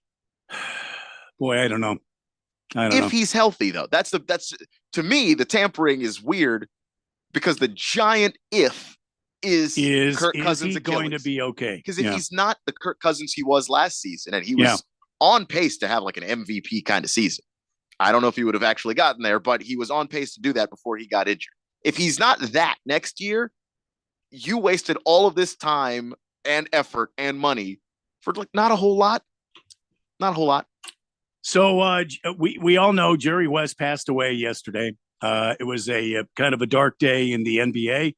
A lot of the NBA greats have been coming out talking about how great Jerry West was. Well, another NBA great, maybe somebody you haven't heard from in many years, mostly because he's now 95 years old. Boston Celtics legend Bob Cousy had a hand in helping the franchise win 6 of its 17 NBA titles during his professional career. Cousy wants to see the Celtics win their 18th NBA title. And he says, I'm 95 effing years old with one foot in the grave. I can barely move, Cousy told the Boston Globe. Now, I know I'm in overtime. So everything in your life becomes more meaningful as one of the last things. I want to be able to see the Celtics hang another banner up for number 18. Boy, he's demanding, isn't he? Yeah, look, when you're 95 and the clock's ticking on you, you demand a few things. I hope he gets to see it, man, because Bob Cousy is legendary in the game of basketball. And it's for what the point guard position is now. Like Bob Cousy's the prototype. I'm a little worried because he's got in this picture here. I wish I could show everybody. Maybe someday we'll come up with that sort of technology. But Bob Cousy's got a gray suit on, a nice tie, a beautifully pressed white shirt, and he's got a red, pocket napkin. What do you call those? The pocket hankies. Pocket square. Yeah, pocket square, and it's red. So you don't know if he just blew his nose and it was originally white, or if that's actually a red pocket square. But listen, Bob Cousy says win one. Damn it! I want number 18. 95 effing years old. I want one. I've got one leg in the damn grave. That tells you how young the game of basketball is, that Bob Cousy has seen every Celtics title ever. His direct quote was, "I'm 95 effing years old with 1 foot in the grave." End quote. I didn't think that I could become more of a fan of Bob Cousy, but apparently we're right there. Bob Cousy's my guy. If he was awake last night, and he's still alive now, which I think he is, he got to see the Boston Celtics get one game closer to an 18th championship. But man, Godspeed, Bob Cousy. You just do your thing. Do your thing. We've got to take a break. When we come back, we got some baseball news to talk about. Maybe some moves that some NFL or NBA, MLB teams should make in their upcoming trade deadline. It's approaching fast. This is the Daily Blender on 1580 and 99.3 The Fanatic. Westwood One Sports presents this special report on the 124th U.S. Open Golf Championship. Revision. Rory McIlroy, the birdie at 18, tied the lead at Pinehurst number 2. His 65 matching that of Patrick Cantlay, who went out early in the morning.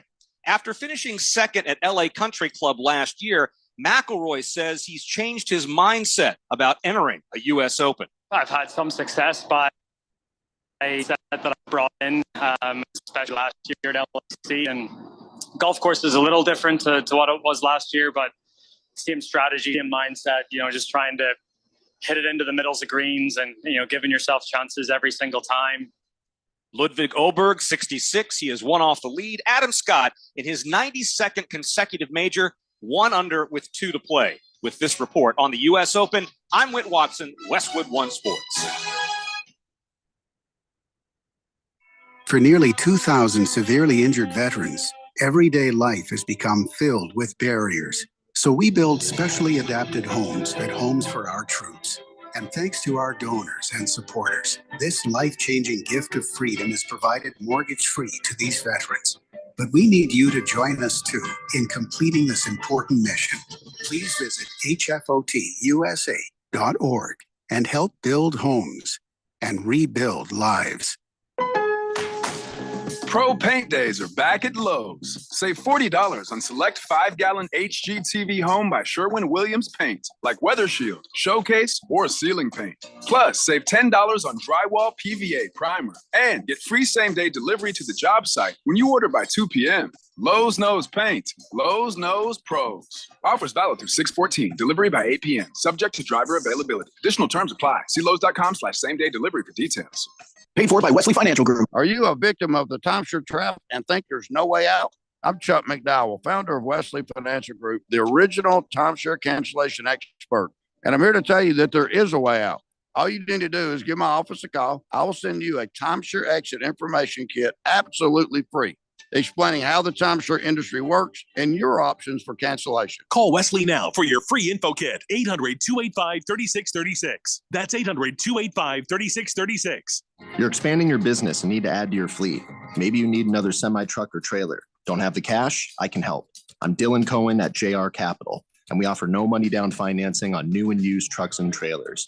Whether you're an owner-operator or a fleet manager, I'll get the vehicles you need with a simple application and same-day approval. It's faster and easier than asking your banker. Call me, Dylan Cohen, at 602-834-7353. Or visit moneyradio.com and click on Finance with Dylan. Before becoming a professional announcer, I took the announcer oath, which forbids me from misleading listeners. Just wrap your heads around the reality of that. That means I speak the truth when I say you can listen to us on your smart speaker. Just say, listen to 1580 The Fanatic.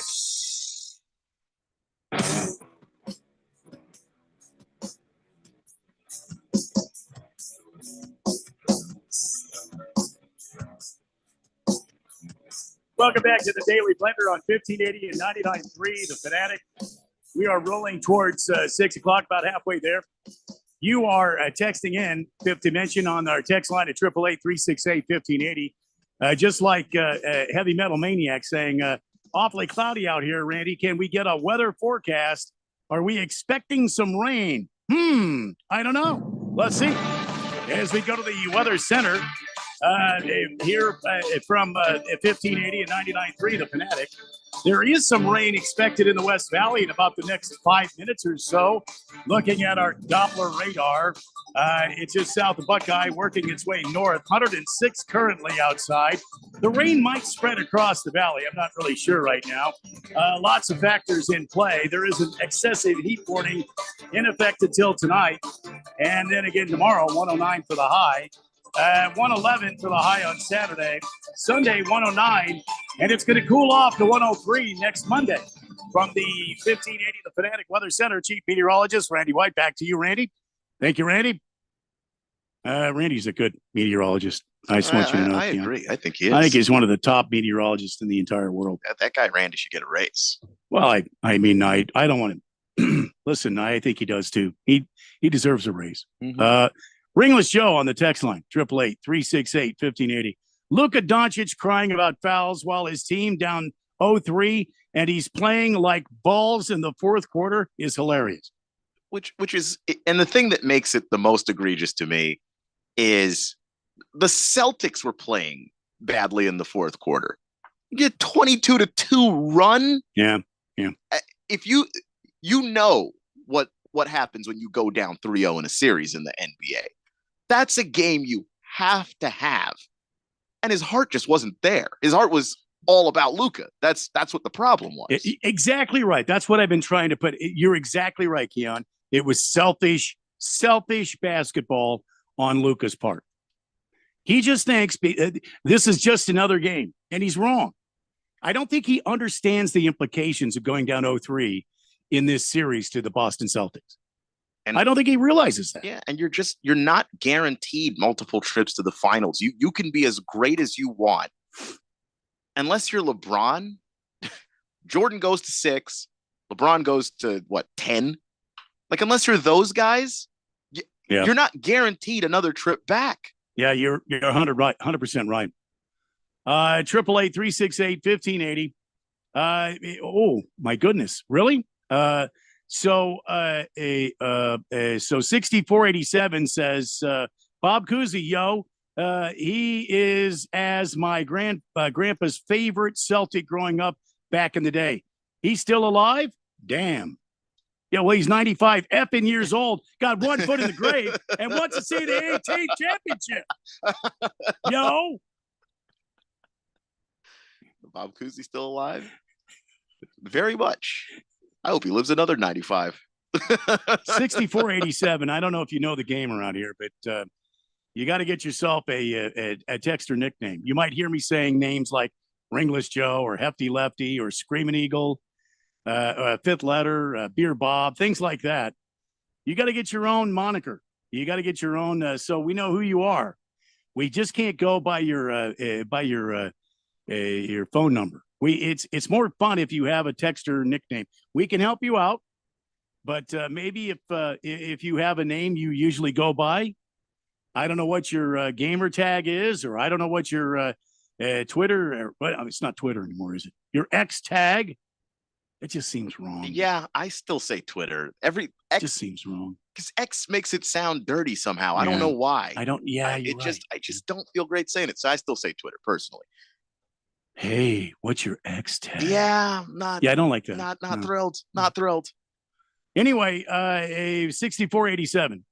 Got to get yourself a texter nickname, and you can text that to me, or if you want our help, Keon and I can help you. We can assist you in giving yourself a texter nickname. The Hefty Lefty is on the text line and says, as a Broncos fan, I would really enjoy a solid quarterback. I hope you drafted one. You mean for dinner or? Well, just for his team. I mean, just a decent quarterback, a good starting quarterback, just a guy who is average.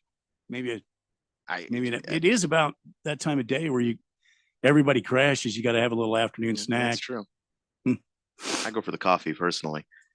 Screaming Eagle now continues on. Remember last time he texted in at 4:31, he said Keon, and that was it. And then I said Screaming Eagle, and then we had to wait. So now Screaming Eagle is back and says, "Hey Keon, whatever happened to Eric Bieniemy?" Eric Bieniemy was the offensive coordinator and decided, apparently, to never run the football, despite being a running back when he played. And that's the kind of thing that shows that you don't get the balance of the game for whatever reason.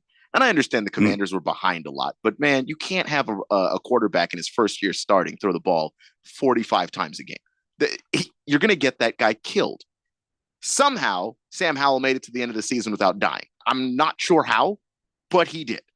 And now Sam's in Seattle, and Eric Bieniemy isn't on a team right now. I think he's going to have to rethink some things, and the next time he gets his opportunity to really be the play caller, you're going to have some more balance in there. I understand it's a new league, and we throw the football a lot these days. You do have to run sometimes, though. That is a thing that has to happen. Got to set up the pass with the run. At least a little. All right. Harvey Putzwadler says, I think Randy meant to say excessive heat warning until late September. Well, it's cloudy and overcast today, so you get some days off. A day. I was looking at the radar. I didn't see. Let me take a look at. I got clouds outside, so 1580, the Fanatic Doppler radar. I don't see a whole lot of.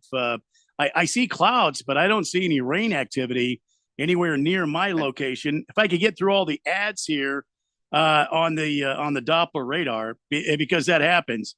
I do see some stuff out to the west heading north, but I don't see anything around my location, and I don't see anything in the East Valley. I do see the excessive heat warning, but if you're out in the East Valley, yeah, I don't really see a whole lot.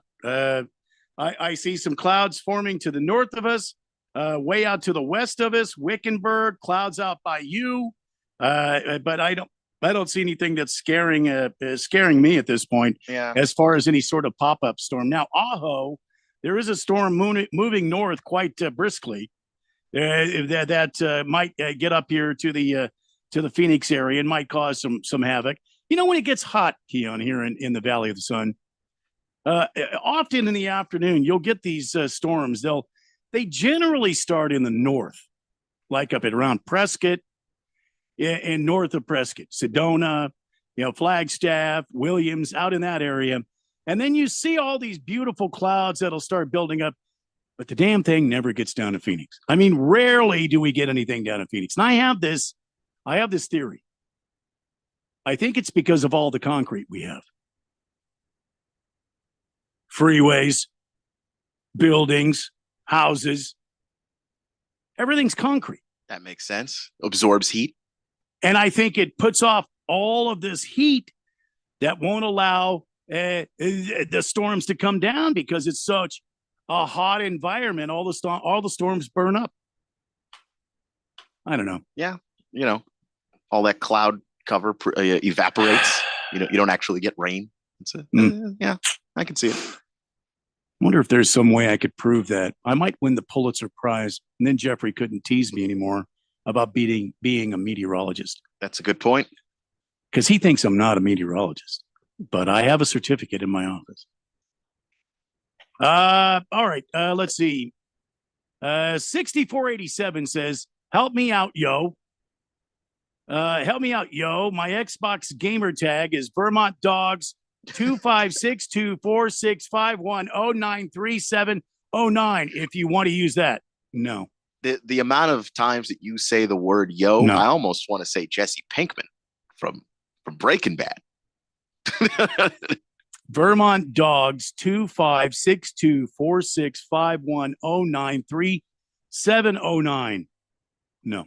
See, Jeffrey would never do that. We could use like Vermont Dog. And we could use that. And to be fair, we don't repeat on the text line, so there are no other ones. You wouldn't need all the numbers. What is the 802 area code, Keon? Would you mind looking that up? 802 area code. That's what Vermont Dogs is. Yo. Should I say yo after everything I say about him? Is he typing that? Yeah. That very much is Vermont. Mm-hmm.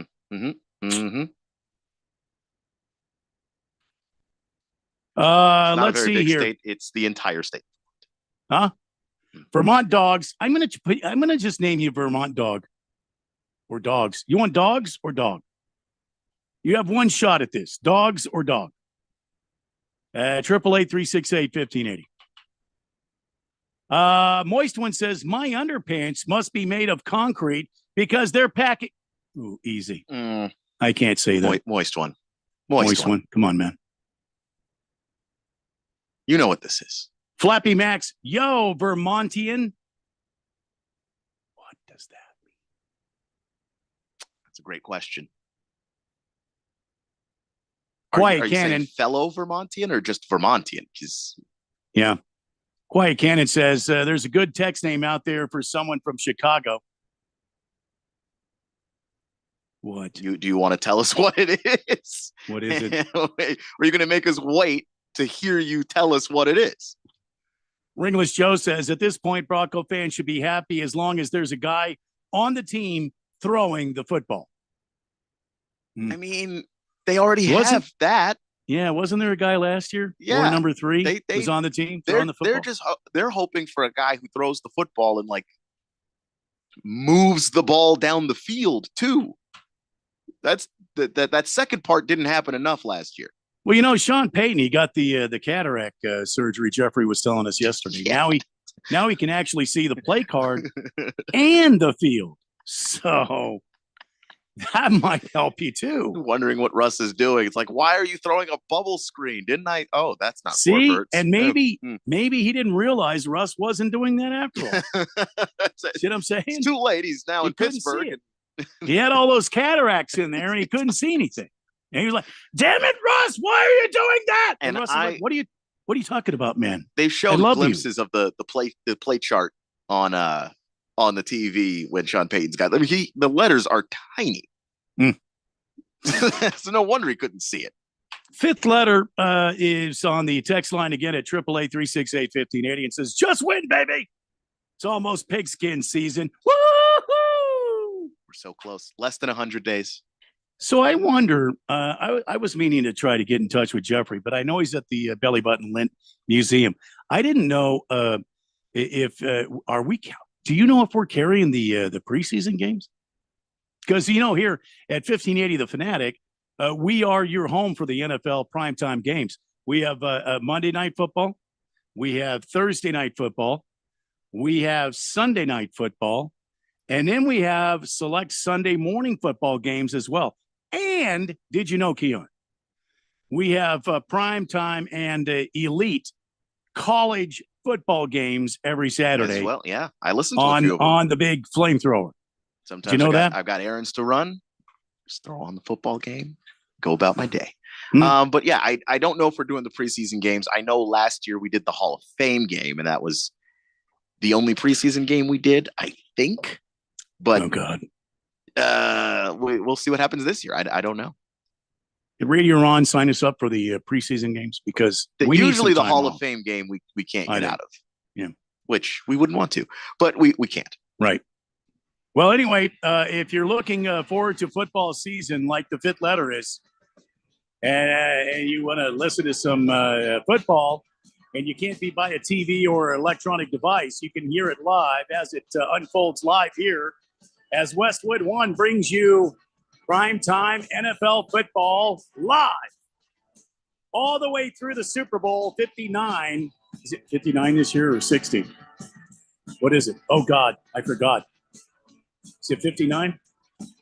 I don't know. I don't know. When I talk about Super Bowls, I talk about the year. Super Bowl here on the flamethrower, Jack. That's right. All right, that's 2 hours down. We got more of your texts when we come back. We got some baseball news, and we got some football stuff. Got some college football I'm dying to talk to Keon about. That's right around the corner in hour number 3 of the Daily Blender on 1580 The Fanatic. Westwood One Sports presents this special report on the 124th U.S. Open Golf Championship, sponsored by Prevagen. A birdie at the last from 2011 U.S. Open champion Rory McIlroy vaults him into a tie for the lead at Pinehurst number 2.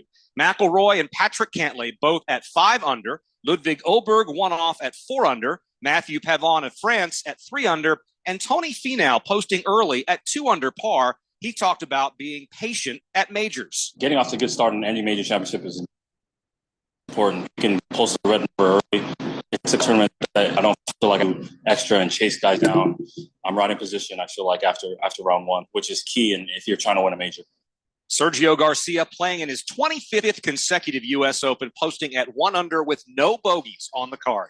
With this report on the U.S. Open, I'm with One Sports. Remembering great moments in golf history, sponsored by Prevagen. Prevagen is the most recommended memory support brand by pharmacists. 1974, Winged Foot. The U.S. Open 50 years ago proved to be one of the most difficult in the tournament's history, as Hale Irwin won with a score of 7 over par. Irwin beat out contenders Arnold Palmer and Tom Watson on the final day to secure his first of 3 career U.S. Open victories. With this great moment in golf history, I'm Kevin Koopman. Because you want to hear bacon and eggs on your outdoor griddle, not the scraping of rust. Introducing the Weber Slate rust-resistant griddle. Stays ready, not rusty, with a carbon steel cooktop, pre-seasoned and ready to cook on right out of the box. The Weber Slate heats evenly edge to edge up to 500 degrees. All you'll hear is the gasp of amazement from friends and family when you serve the food. Cooking with the Weber Slate rust-resistant griddle just sounds delicious and tastes even better.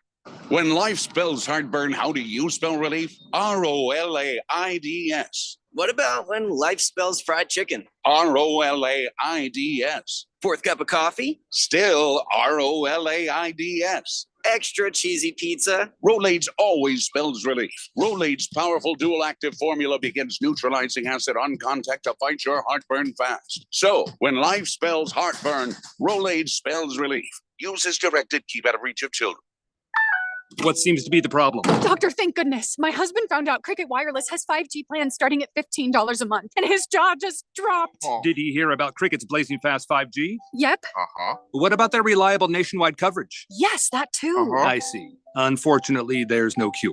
But you will have really fast 5G.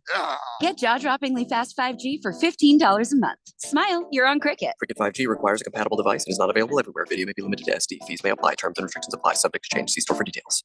KQFN Tempe. Also transmitting on K257CD Phoenix at 99.3 FM and K240 EU Mountain Hills at 95.9 FM. It's time for the third hour. All right, people, settle down because it's time. Time for what? Showtime. When does it start? Right now. 3, 2, 1. Let's get on with the show. Let's do it.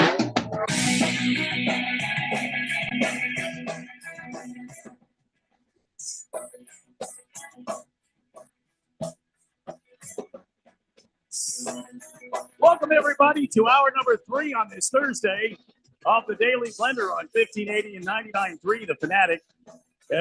We are broadcasting live from the Harman Solar Studios, beautiful uptown Scottsdale, on a bit of an overcast day. Some storms in the area south of us, moving north. There are some that look like they might get into the Metro Phoenix area. We'll keep you abreast of that situation.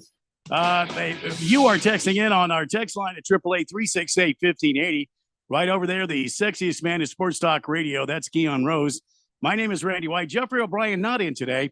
He's at the Belly Button Lint Museum, and this is a really big day for Jeffrey. I'm so happy my pal got to go in to the Belly Button Lint Museum. This is something he's really been looking forward to, Keon. And I know that tomorrow he's going to check off another bucket list item by going to the Pooseum. That's the dinosaur museum, Dinosaur Poo Museum. Not just any dinosaur museum, the Dinosaur Poo Museum. Now I know over in Mesa, we have got a dinosaur museum. I know in Tempe and East Phoenix, we have a We've got a museum for it's the children's museum, and it talks about heart health, things like that. I've been in that museum, but I've never been to the Pooseum. And what I understand Jeffrey's going to do is he's going to try to buy a piece of what do you call that? A petrified dinosaur poo, and use that as a top to his candy jar in his office, so people will quit stealing his candy. He's quite upset about that. It's a very effective way to get that done. Personally, I think it's JD Hayworth on our sister station that steals all of Jeffrey's candy, but I don't know that for sure. But if there's a big poo, like maybe a T-Rex poo on his candy jar, I'm thinking whoever the candy thief is will think twice about handling dinosaur poo. Don't you think? I agree. Absolutely agree. I mean, anytime you introduce poo into the equation, I think that kind of wins. That trumps all right there. My dog, Cecil, the wonder dog, I'll throw his ball in the backyard. And if it lands by a piece of his own poo, he will not get the ball. That's true story right there. Yeah. Cecil, the wonder dog, will not get his own poo. 888-368-1580 is our text line. Been very active today, and I hope it remains as such. I see you, Flappy Max. I see you, 6487. Again, do we need to Vermont Dog? Is it Vermont Dog or Vermont Dogs? 6487. Do you want us to call you? Ringless Joe is asking, is there a Jerry Jones exhibit at the Dinosaur Museum? I'm not sure what you mean, sir. Unless you're saying that Jerry Jones is a poo, which... Or that his poo is petrified? Oh, that's true, because are you suggesting, sir, that we've had Jerry Jones on this earth since the Jurassic period? I mean, I would hate to be Jerry Jones if my poo was petrified. Can you imagine his morning constitutional? Oh, my God. Dear God. I can't imagine it and don't want to. That would be him every day. Yeah. It's not a Super Saiyan in the neighborhood. That's Jerry Jones. No. It's Jerry Jones. 888-368-50. Doesn't he have enough gastric distress by being owner of the Dallas Cowboys? I ask you, isn't that enough? It's more than enough. It's literally more than his fair share. Speaking of gastric distress, Mavericks down to their last game, losing last night 106-99. Boston did everything they could to give them the game. And Luka and Kyrie and the guys in Dallas just couldn't figure out a way to get it done. And we've talked about this today. I'll talk about it one more time. Keon and I are in agreement. Luka just played a lot of selfish ball last night, to be honest with you. He put his team in a bad situation. His team needed him to stay in the game, and he fouled out with 4 minutes to go in the fourth quarter. You can't do that. Especially at a time when your team knocked down a 21-point deficit, came back, and you were in the game, and then you foul out of the damn game. It just kills me. Anyway, Mavericks are down now 3-0, and they will face off again next week. I'm sorry, what is it again? The 21st? When's the next game? I'm sorry, Friday. Yeah, this is actually the shortest turnaround of the entire series. The other ones, we have to wait 2 days. Because they need a night off in between games. Yeah. You run 6 miles over the course of a game, you're going to need a night off. Now when they were going from game 1 to game 2, there was like 3 nights or 2 or 3 nights between now and it felt like it was forever. Like why have the series Tuesday and then play again on not Tuesday. I think it was Thursday, and then they didn't play again until Sunday. Flappy Max says, I had no idea about football coverage. Awesome! Yeah, we don't do it here on the Blender. It's the station. It's 1580 The Fanatic. We've got all the primetime NFL games. Monday night, Thursday night, Sunday night, we have select NFL games, special premier games on Sunday morning. And then we've got premier college football games throughout the college football season on Saturdays. That's here on 1580 The Fanatic. And sometimes, man, we even get we get so busy in the fall when you get the football games going, and then you get the Preps 365. That's a show on Saturday mornings from 8 until 10, by the way.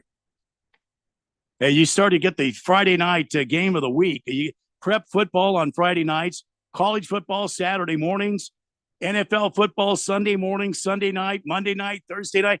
I mean, good God, what else could you want as a football fan? Exactly. It's all here. Kyle G on the text line says, Randy, I've repaired actively leaking sewer lines, cleaned municipal drainage systems, and have 2 toddlers. If you think some dino poo is going to keep me out of Jeffrey's candy jar, you have severely underestimated me.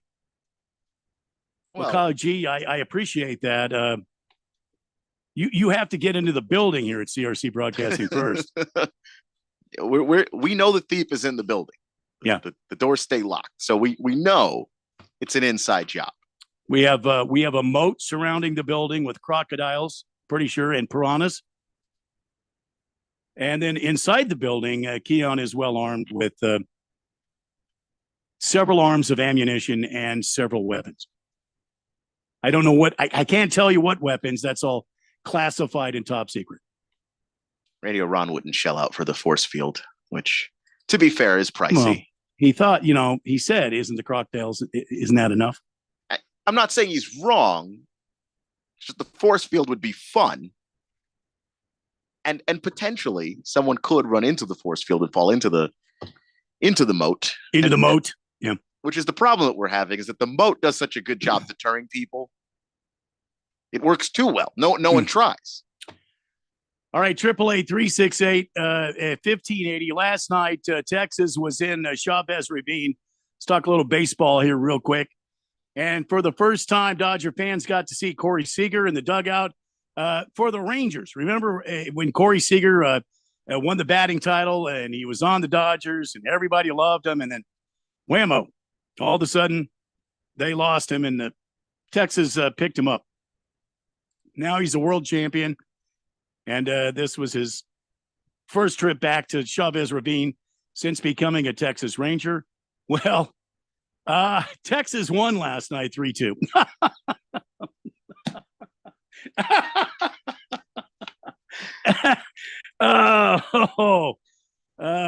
You just know it hurts a little, just a little. When it's one of your guys that come back and give it to you, just, oh gosh, that one stings just a little. Corey Seager first came back from a hamstring injury, hit a 3-run home run off Walker Buehler. I'm sorry. I'm not. And somebody rattled Jason Hayward's coffin, and he woke up and actually hit a home run last night. That's the first time in, 3 seasons.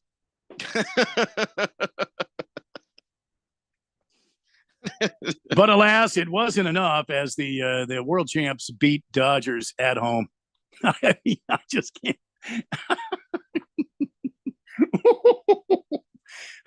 Sorry.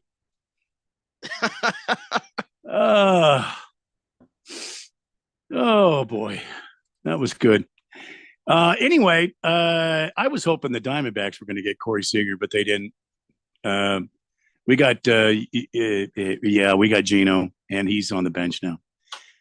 Speaking of Gino on the bench, Big 12 are in talks with a private firm to get an influx of money for their conference. Keon, it looks like the Big 12, which now have 16 teams, and I'm talking about this story because it involves ASU. ASU, don't forget, ASU has left the Pac-12, and they will tee it up this fall in the Big 12. So according to this article, Big 12 members are considering a first of its kind private equity investment to ensure the league's long-term financial and competitive security, according to multiple sources. On the table is a possible cash infusion of $800 million to $1 billion from a company known as Luxembourg-based CVC Capital Partners in exchange for a 15% to 20% stake in the league, according to those sources.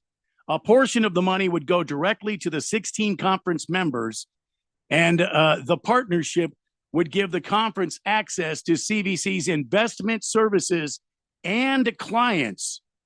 CVC is a global private equity giant that manages over $200 billion in investments worldwide, according to its website.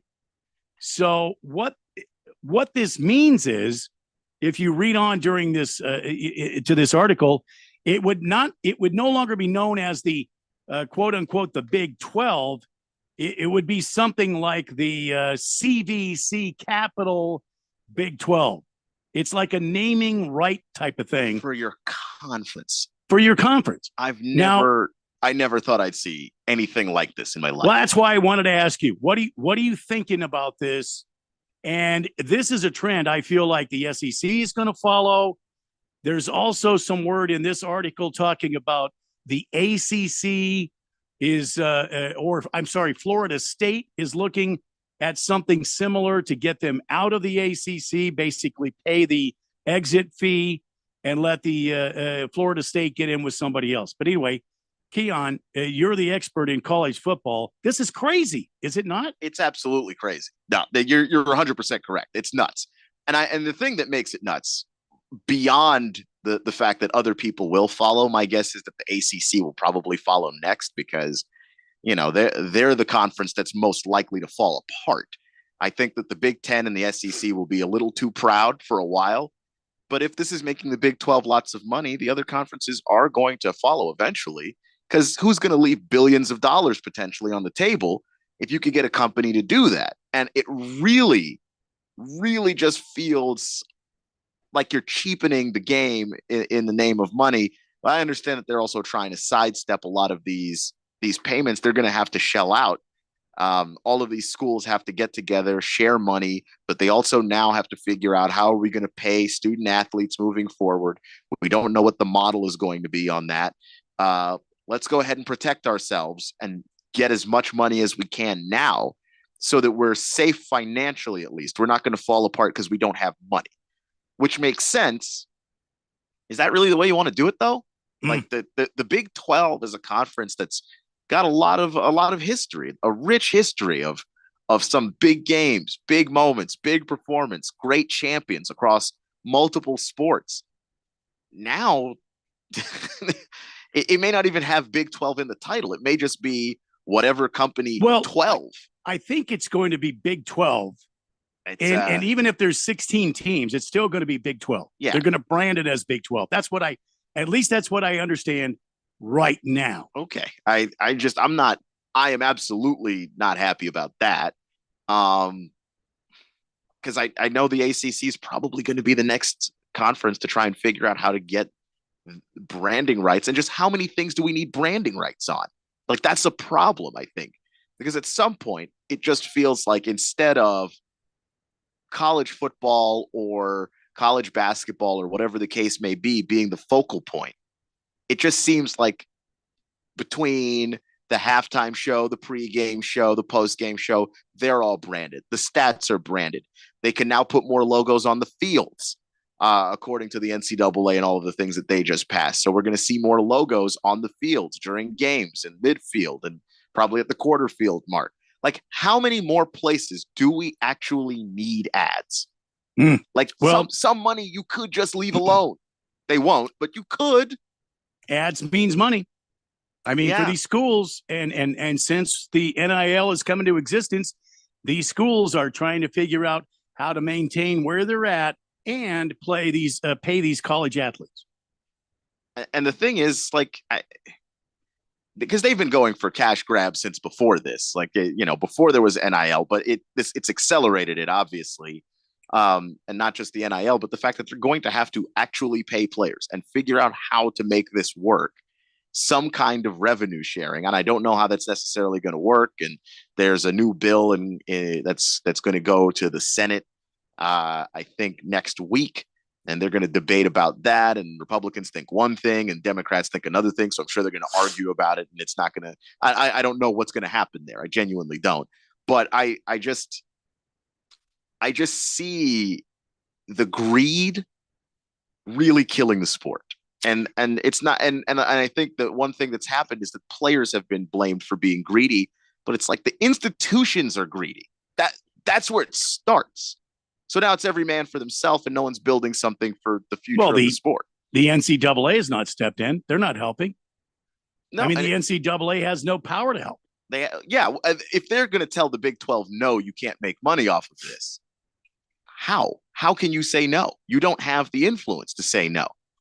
So one of the motivating factors for the CVC is the considerable upside in the Big 12's value and media rights, according to sources who saw the presentation. The Big 12's current rights deal is worth $2.3 billion total. The league is currently fourth in average annual value for its schools among the Power Four, behind the Big Ten, SEC, and ACC. A doubling of one of Big 12 media rights would put the total value of the league at approximately $5 billion in its next negotiation. A 100% increase in value was deemed as reasonable by media industry source contacted by CBS Sports. Media rights venues for all FBS conferences have increased steadily in each of their recent negotiations. Here, this is what I want you to hear here. If the settlement is approved, the NCAA versus the House, the settlement process that you were just talking about, if the settlement is approved, Power Four conference schools would be allowed to share up to $22 million annually with athletes. As part of that settlement, schools would also consider adding scholarships to fully fund some sports. That's another added expense that could total $300 million over the next decade for each of those Power Four schools.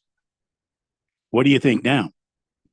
Sounds like they're looking at paying the athletes, funding more of the lesser-known sports with scholarships, giving more athletes and student athletes the opportunity to go to school, get an education, and be taken care of by these scholarships. Do you find that offensive?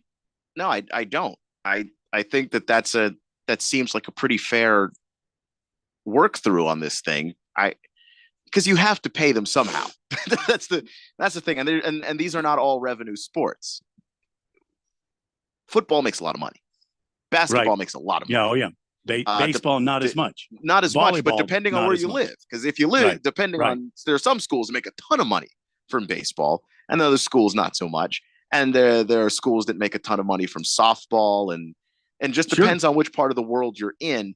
But there are some sports just don't make money. Like not enough eyeballs are necessarily on, track and field, for instance, for it to make a ton of money, even though there's some incredible athletes there doing incredible things.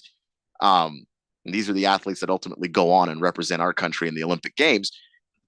It's still not making money in the same level. So you have to figure out how to get those athletes taken care of, make sure that they can still afford to go to school, for what service they're providing the school.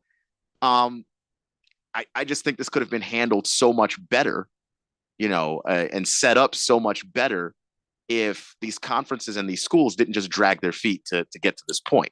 Yeah, I agree. All right, so we're talking college football, the Big 12 stepping out, getting a private investment firm involved with them to infuse money into their program, to pay athletes, to open up other scholarships for other sports within the schools. I don't know. What do you think about it? 888-368-1580. I see some text on the text line now. We'll get to them in just a moment. You're listening to the Daily Blender on 1580 and 99.3 The Fanatic. This is Brent Musburger's Action Update on 1580 and 99.3 The Fanatic. Get insights into the sports betting market with VSiN's betting splits. See where the money is and keep updated on how the market is reacting. Only at VSIN.com. Now, here are the latest lines from my guys in the desert. The NASCAR Cup Series will be racing for the first time ever at the Iowa Speedway. It's the Iowa Corn 350 on Sunday night. Christopher Bell is the betting favorite at plus 400. Kyle Larson plus 550. Denny Hamlin plus 700. Ryan Blaney plus 850. And Martin Truex Jr. plus 900. The track runs 7/8 of a mile, has never hosted a Cup event, but has hosted the Xfinity and the Truck Series in the past. Denny Hamlin and Kyle Larson are the betting favorites to win this year's championship. Both have won 3 races this season, both at plus 400.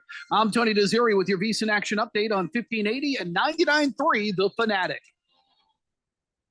Hi, I'm Henry Winkler. My eyes are very important to me. My eyes connect me with everything I love. I loved my late father-in-law dearly. He always lit up a room, but his vision dimmed with age. He had age-related macular degeneration, or AMD. And since partnering with Apellis, I've learned there's an advanced form of dry AMD called geographic atrophy, or GA. His struggle with vision loss made me want to help others know about GA's warning signs. For some, colors appear dull or washed out. For others, hazy or blurred vision make it hard to see details, like fine print on price tags. Many have trouble seeing in the dark, making driving at night difficult. GA gets worse over time and cannot be reversed. If you think you have GA, don't wait. Treatments are available. Ask a retina specialist about FDA-approved treatments for GA and go to GAWon'tWait.com. O'Reilly. Check engine light on? Take the guesswork out of your check engine light with O'Reilly Veriscan. It's free and provides a report with solutions based on over 650 million vehicle scans verified by ASE certified master technicians. And if you need help, we can recommend a shop for you. Ask for O'Reilly Veriscan today. O'Reilly Auto Parts. What seems to be the problem? Doctor, thank goodness. My husband found out Cricket Wireless has 5G plans starting at $15 a month, and his jaw just dropped. Did he hear about Cricket's blazing fast 5G? Yep. What about their reliable nationwide coverage? Yes, that too. I see. Unfortunately, there's no cure. But you will have really fast 5G. Get jaw-droppingly fast 5G for $15 a month. Smile, you're on Cricket. Cricket 5G requires a compatible device and is not available everywhere. Video may be limited to SD. Fees may apply. Terms and restrictions apply. Subject to change. See store for details. The Arizona primary election is on July 30th, 2024. Voting locations are open on Election Day from 6 a.m. to 7 p.m. All qualified voters need to show ID. Still have your mail-in ballot? Return it at any voting location or secure election drop box. You can also check the status of your early ballot, see voting locations, and review accepted IDs by visiting Arizona.vote. That's Arizona.vote. This message is sponsored by the Arizona Secretary of State's office. Hi, I'm Ralph Romano. And I'm Neil Lynch. And we're the Weekend Warriors. Ralph, I think we should change the name of our show. To what? Let's call it 30 Years Sports Talk Interview Fun Time. What kind of name is that? Well, we've been friends for over 30 years. Yeah. We talk about sports. Sure. We interview personalities from the Arizona sports scene. Okay. And we have fun. Dude, are you done? For now, yes. Look, Neil, all this is true, but let's just stick to our regular name. Okay, Ralph, but I think my name is better. Anyways, it's the Weekend Warriors every Saturday at 10 a.m. right here on 1580 The Fanatic.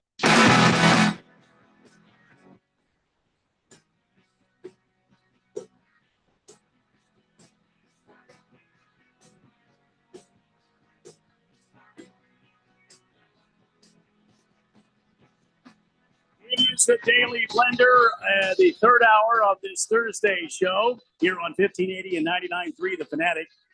As we are working our way till 6 o'clock, you're on the text line at 888-368-1580. New texter today, 6487. And isn't that amazing? I can see that, Keon, without my glasses on. Look at that. All right, so 6487.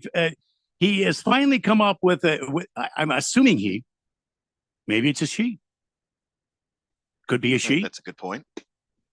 Earlier on in the broadcast, we had a she. So this could be a she here. I'm not going to just assume Vermont Dogs, which is what he wants his name to be, Vermont Dogs. So I'm now inputting that into the to the thing here. How do we do that? Let's see. Settings, billing. Yeah, there's a few steps to it. Oh, there's a big orange thing that says edit. So the name is going to be Vermont Dogs with a Z. It's pretty cool. Right off the bat. Vermont Dogs. So Jeffrey will know about that. I'm hitting save now. All right, there you go, Vermont Dogs. Got you set up. 888-368-1580. Vermont Dogs is fine, he or she says. I texted the word help and got the following message. Yo. I think that's going to be a thing. I think after every sentence, he's going to say yo. And that's going to drive Jeffrey crazy. Anyway, I texted the word help and got the following message. Yo, CRC Broadcasting. For help, call. I'll take Vermont Dogs, yo. Vermont Dogs, yo, is fine. Should I put Vermont Dogs, yo? Probably not. No? Doesn't seem like yo is what he wants in the name. I don't think the gamer tag, Vermont Dogs 2562 465-109-3709 would work. That's just, that's just too long, right? It's too wordy. Yeah, it's too many digits. Let's see here. CK says we need a blender simulcast for every football game. No, we don't. Be quiet. Don't put any sort of illicit ideas in Radio Ron's head. He's drinking right now. Everybody knows from 5 until 7, he's drinking. So don't, CK, don't be bringing that out here. Okay. Why don't I go to your job and talk to your boss about giving you more work? Yeah, maybe CK what are needs you to doing? go around after everybody leaves and dust. It's like we love watching football, but come on, man. It's every primetime game. You'd have us doing a simulcast. No. Can't. I appreciate that you want us to call the game, but that's not going to. Westwood One does a great job. Kevin Harlan, Ion Eagle. No, Ion Eagle, yeah. Mike Golick, Senior.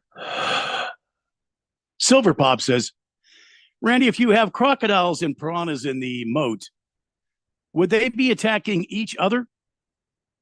Chances are they have eliminated each other, so your compound would be prone to thieves trying to grab Jeffrey's poo. No, see, you have this wrong. These are highly trained piranhas and crocodiles. They live together in the Nile River. Have you guys not watched Discovery Channel or Animal Planet or anything like that?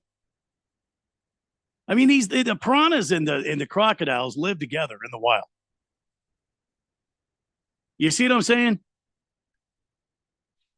You can't break in here. We have a moat. That's all I'm going to say. Jeffrey will confirm what I'm saying later on. Let's see. CK says, is it possible for me to give more work.caps my work? And you guys work like 3 hours a day, so a simulcast would be fire.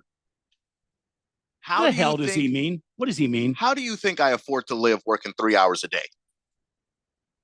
What do you mean? Who works 3 hours a day? The show is 3 hours a day. Yeah, the show is just 3 hours. The only thing we do here is the show. Now, hang on, Keon. I got to find your psycho music. Go ahead. Just keep doing your thing. I'll find it. Like, it's a simulcast would be great if that's all we did. That's not all we do. Mm-hmm. Keep going. Yeah. I mean, what are you doing? I'll find it here like somewhere. I just genuinely Here it is. Yeah. Like I understand. Yeah. Okay. Yeah. The radio show Yeah. is 3 hours Yeah. long, and Yeah. that is its own kind of Not- work, and it's not the only. it's not the fun only work. It's time not we- the same as guys Right. out there. Yeah. Blue Right. collar jobs, making a Mhm. living. Yeah. But good gracious, man. I mean, why would you want us to work more than 3 hours on the air? I mean, come on. Have you ever worked 3 hours on the air? Go ahead, Keon. Keep ranting. Go ahead. I got your music going. Yeah, look, Keep no ranting. one wants to hear the keep- woe is me we got about how talking 18 is a minutes of really, this. really hard job. 18 minutes? Oh, yeah. Just I keep don't going, have man. 18 minutes of rage come over on, this. man. This Just is not keep ranting. 18 Yeah, minutes just- of rage. No, All I'm go ahead. saying is, Good. if you have a job, Yeah. okay, and the job has a certain amount of hours. How would in you it, like to work 18 hours a day, Jack? Yeah, keep going. Yeah, look, keep going. I have bills to pay. I do not work 3 hours a day. Yeah, CK. Yeah, keep going. Yell at him. Go ahead. And That's it. I love it. furthermore, Yeah. I am in this building almost 7 days a week. Some days 28 I minutes am to in go. this building Just 7 28 days a week. And you're Yes. trying to give me more work, CK? Yeah. Is that what the plan is here? Yeah, I think so. I'm going to go. Where do you work, CK? So I can go to your job and He's tell coming. your Coming boss, down. hey, CK, he'd love to sit there for another Oh, yeah. 3 more hours and work. I'm sure And he'd be thrilled to do it. And not get paid for it. Yeah, go ahead. Not get paid for He'd it. be glad to do it. Also, do you think Radio Ron's paying for a simulcast? Yeah, oh, yeah, no. He's no, not. No. uh-uh. He's not going to pay us extra for a simulcast. What are you talking about? All right, I don't have 18 minutes worth of rage on that. That was really just a 45-second that I didn't have to stretch there. It's too bad I had some more music. Are you sure? Hey, if you caught me with the Luca thing like that could have gone for 20 minutes easy. I hope you learned your lesson, CK. I hope you learned your lesson. Cheesehead Bill says, pretty sure the National Enquirer also reported on it right next to the completely true story of Bigfoot's baby. What? Wait, hang on. Bigfoot had a baby? And who was National Enquirer reporting on? What does this mean? Quiet Cannon says, speaking of Vermont, they just found a jet in the bottom of Lake Champlain in Vermont. The jet had been missing since 1971. You kidding me? So we have a mystery on our hands? Have a mystery? Was it Elvis's jet? 1971. When did Elvis croak? Was it 71? Oh, I don't remember. 81?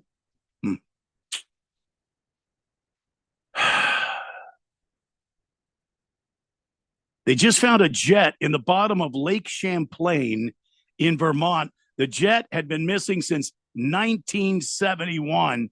We have a mystery.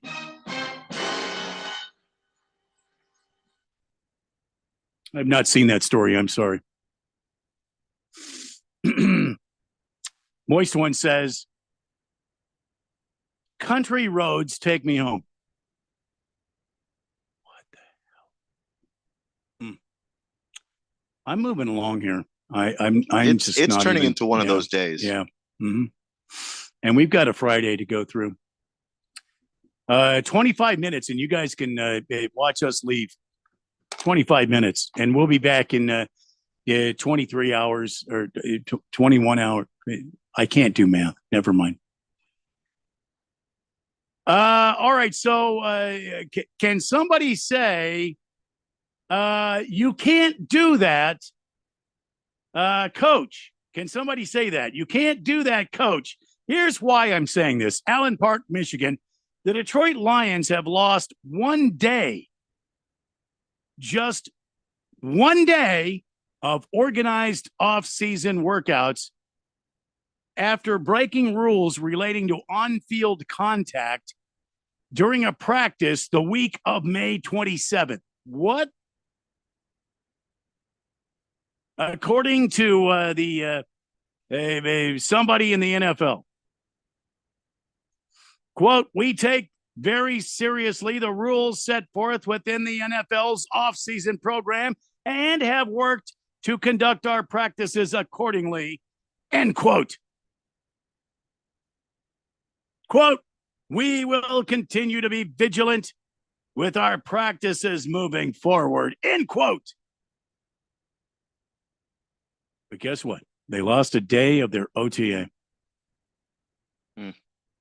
Because Coach Dan Campbell had them out there hitting when they shouldn't have been hitting. They lost a day. One entire day, Keon. Yeah, which is huge because you don't have a ton of off-season days, and the days where you're actually allowed to hit. Come on! They've been reducing it. No, this is an OTA. They're losing a day of an OTA. Come on, man. Yeah, you don't have that much time to start installing all of your offense for this season. I mean, you're paying these guys millions of dollars, and the NFL's getting mad because you're going out there hitting one day. Yeah, because they made an agreement with the union. There's a specific number of days, and if everybody else is following the rules, if everybody else is not having contact, then you're getting it. You're getting an extra day that they don't have. Mm-hmm. So you lose the day. Yeah, I think that's a fair punishment. Oh, for what it is. A whole day of OTA because we had hitting on the football field. We had hitting. Yeah, during an OTA. You can't do that per the agreement. Oh. So if other people are doing it, fine, fair enough. If everybody's on the same page and we're all agreeing. But you're trying to sneak in an extra day that other teams aren't. No. So lose the day. Football guys are hitting, and we're losing a day of OTA. I'm sure Dan Campbell right now is sitting in his office in Flint, Michigan, drinking some water, spitting out bullets. And he's playing the world's smallest violin. That's what you hear. Well, that's Dan Campbell in his office right now. Hey, look, all the little details matter and add up. So I hope that extra day of work was absolutely worth it for you. I do. I don't. And they lost I don't see the point of that. Dan Campbell saying when we lost a whole day of OTAs. Oh no, what will we do? I think that's important. I think that's absolutely important. These coaches are trying to make sure that all of their plays and all of their concepts are installed. One of their 4-hour practice days. Well, it's not a 4-hour practice day, but yeah, no, you're losing a day of practice. They show up and they go out there and they run a few wind sprints and they get a little lather on and then they leave. That is not what happens. 35 minutes of an OTA Genuinely practice. Not what happens. These guys are snowflakes. You're trying to install your offense, and that when you try to install your offense on a day you can't hit, that makes it tougher. You install your offense at the regular training camp, don't you? You don't install it at the OTAs. The OTAs is mostly for the rookies, right? I mean, yes, you do. Well, yeah, who else needs it more than them? It's not just the rookies; it's the players who were not in the building that you signed. Look, rookie, here's what you do: you catch the damn ball when I tell you where to run to. If only that's what the playbook said, but unfortunately, it's the size of a damn phone book. So no, it's not just go catch ball. Here's a 300 pages long. Now, go home. I don't care what you do. Hit a bong. I don't care. Just sit in your bedroom and study, okay? And we'll see you in regular practices start. And be ready to hit then. Oh, my God. We have really screwed up here. Football players hitting each other. Well, it's not that football players are hitting each other. No one has a problem with that. But the union has a specific amount of days that the league has agreed to. If the league didn't like it, they didn't have to agree to it. I don't know what to tell you. They agreed to it, so follow the damn rules. I'm just trying to tell you what Dan Campbell's saying. I'm not arguing with you. I think Dan Campbell is sitting in his office somewhere drinking some Flint, Michigan water. Oh my God. Are you kidding me right now? Dan Campbell was the guy that was sitting there saying, there is no bust. Just Super Bowl. Okay. Hope it was worth it. Hope that day of install that you lost my God, no reason, none, was very stupid to go ahead and try and hit before everybody else in the league was hitting. It was such a stupid risk because you gained almost nothing from it. I hope that little difference. The difference between a player knowing a play, knowing where he's supposed to be, and having one extra rep. I hope that difference doesn't come back and bite your ass in an NFC title game. You haven't seen a Super Bowl in ever. You haven't been to an NFC title game before last year in God knows how long. But no, we're gonna hit when nobody else is hitting. For what, Dan? For why, Dan? Ankles and kneecaps, Jack. That's why. Yeah, well, ankles and kneecaps on the same day that everybody else is doing it. Because we're men here in Detroit, Keon. That's why. You want to practice or not, Dan? You want to practice or not, Dan? Because I really don't give a damn about OTAs. Are you kidding me? They're gonna make one day. They're gonna take one day from me. Oh my God! Hey guys, come over to my house for a pool party. First, we're gonna hit, and then we're gonna get in the water. Dan, you better get to a Super Bowl, buddy. You better get to a Super Bowl, Dan. Because if this isn't worth it for you, Dan, bite kneecaps, but bite kneecaps intelligently is my point. Good Lord. Just dumb. Like, why? Why? What do you have to gain from trying to sneak that extra day of hitting in? Because we hit here in Detroit, Keon. That's why. So hit when everybody agrees that it's time to hit. Oh, who cares? Why am I arguing with fictional Dan Campbell? How does that happen? See how easy that is, everybody. It's a Daily Blender on 1580 and 99.3 The Fanatic. Westwood Sports present this special report on the 124th U.S. Open Golf Championship, sponsored by Prevagen. A birdie at the final hole from former U.S. Open champ Rory McIlroy places him into a tie for the lead at Pinehurst number 2. McIlroy and Patrick Cantlay both at 5 under par. Is off at front. Tiger Woods, a 3-time U.S. Open winner, went out early and posted 74. He talked about the challenges of Pinehurst. This golf course is all about the greens. The complexes are just so difficult and so severe. It's just hard to get the ball on top of the shells because if you miss it short side, it's an auto bogey or higher. So being aggressive to a conservative line is kind of, I think, how you need to play this particular golf course. Among the pre-tournament favorites, Colin Morikawa, Brooks Koepka, both at even par. With this report on the U.S. Open, I'm Whit Watson, Westwood One Sports. This is the story of the one. As a maintenance engineer, he hears things differently. To the untrained ear, everything on his shop floor might sound fine, but he can hear gears grinding or a belt slipping. So he steps in to fix the problem at hand before it gets out of hand. And he knows Grainger's got the right product he needs to get the job done, which is music to his ears. Call, click Grainger.com, or just stop by. Grainger, for the ones who get it done. Attention, are you or a loved one suffering complications after taking Ozempic or Wegovy? These medications may be linked to serious gastrointestinal illnesses. If you've been hospitalized and diagnosed with gastroparesis, chronic vomiting, deep vein thrombosis, or experienced intestinal blockage requiring surgery, you may be entitled to significant compensation. Call 888-900-LAW-1 today for a free consultation. That's 888-900-LAW1. Paid for by Tort Defenders. Tort Defenders is not a law firm and does not provide legal service. Your floors can go from clean to dirty fast. From juice spills, whoops, to muddy paw prints, to little sticky finger marks. Good thing your Swiffer WetJet works fast too. Swiffer WetJet easily cleans everyday messes as quick as they happen. The next mess is right around the corner. So grab your Swiffer WetJet and just spray, push, all clean. O'Reilly. Check engine light on? Take the guesswork out of your check engine light with O'Reilly Veriscan. It's free and provides a report with solutions based on over 650 million vehicle scans verified by ASE certified master technicians. And if you need help, we can recommend a shop for you. Ask for O'Reilly Veriscan today. O'Reilly Auto Parts. So, what's your favorite thing about sports? The excitement, the action, or the 5-meat pizza and the 6-pack? Bingo. That's what we thought. 1580 and 99.3 The Fanatic. And always on at 1580thefanatic.com.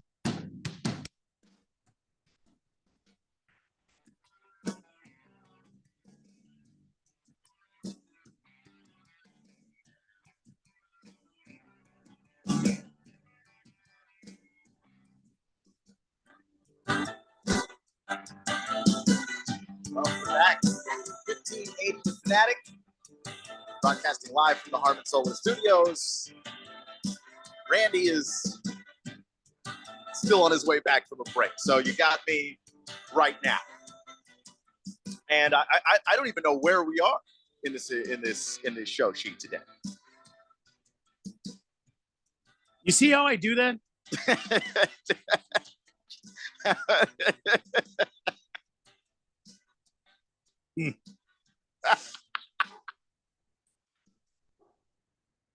See how I do that? Just in the nick of time. Okay. I don't even know what's on the. Oh my God! I was just saying I don't know. Yeah. Great minds. Quiet Cannon says, not a mystery. The jet went down with 5 people on board. Just found it. In 1971? Yo.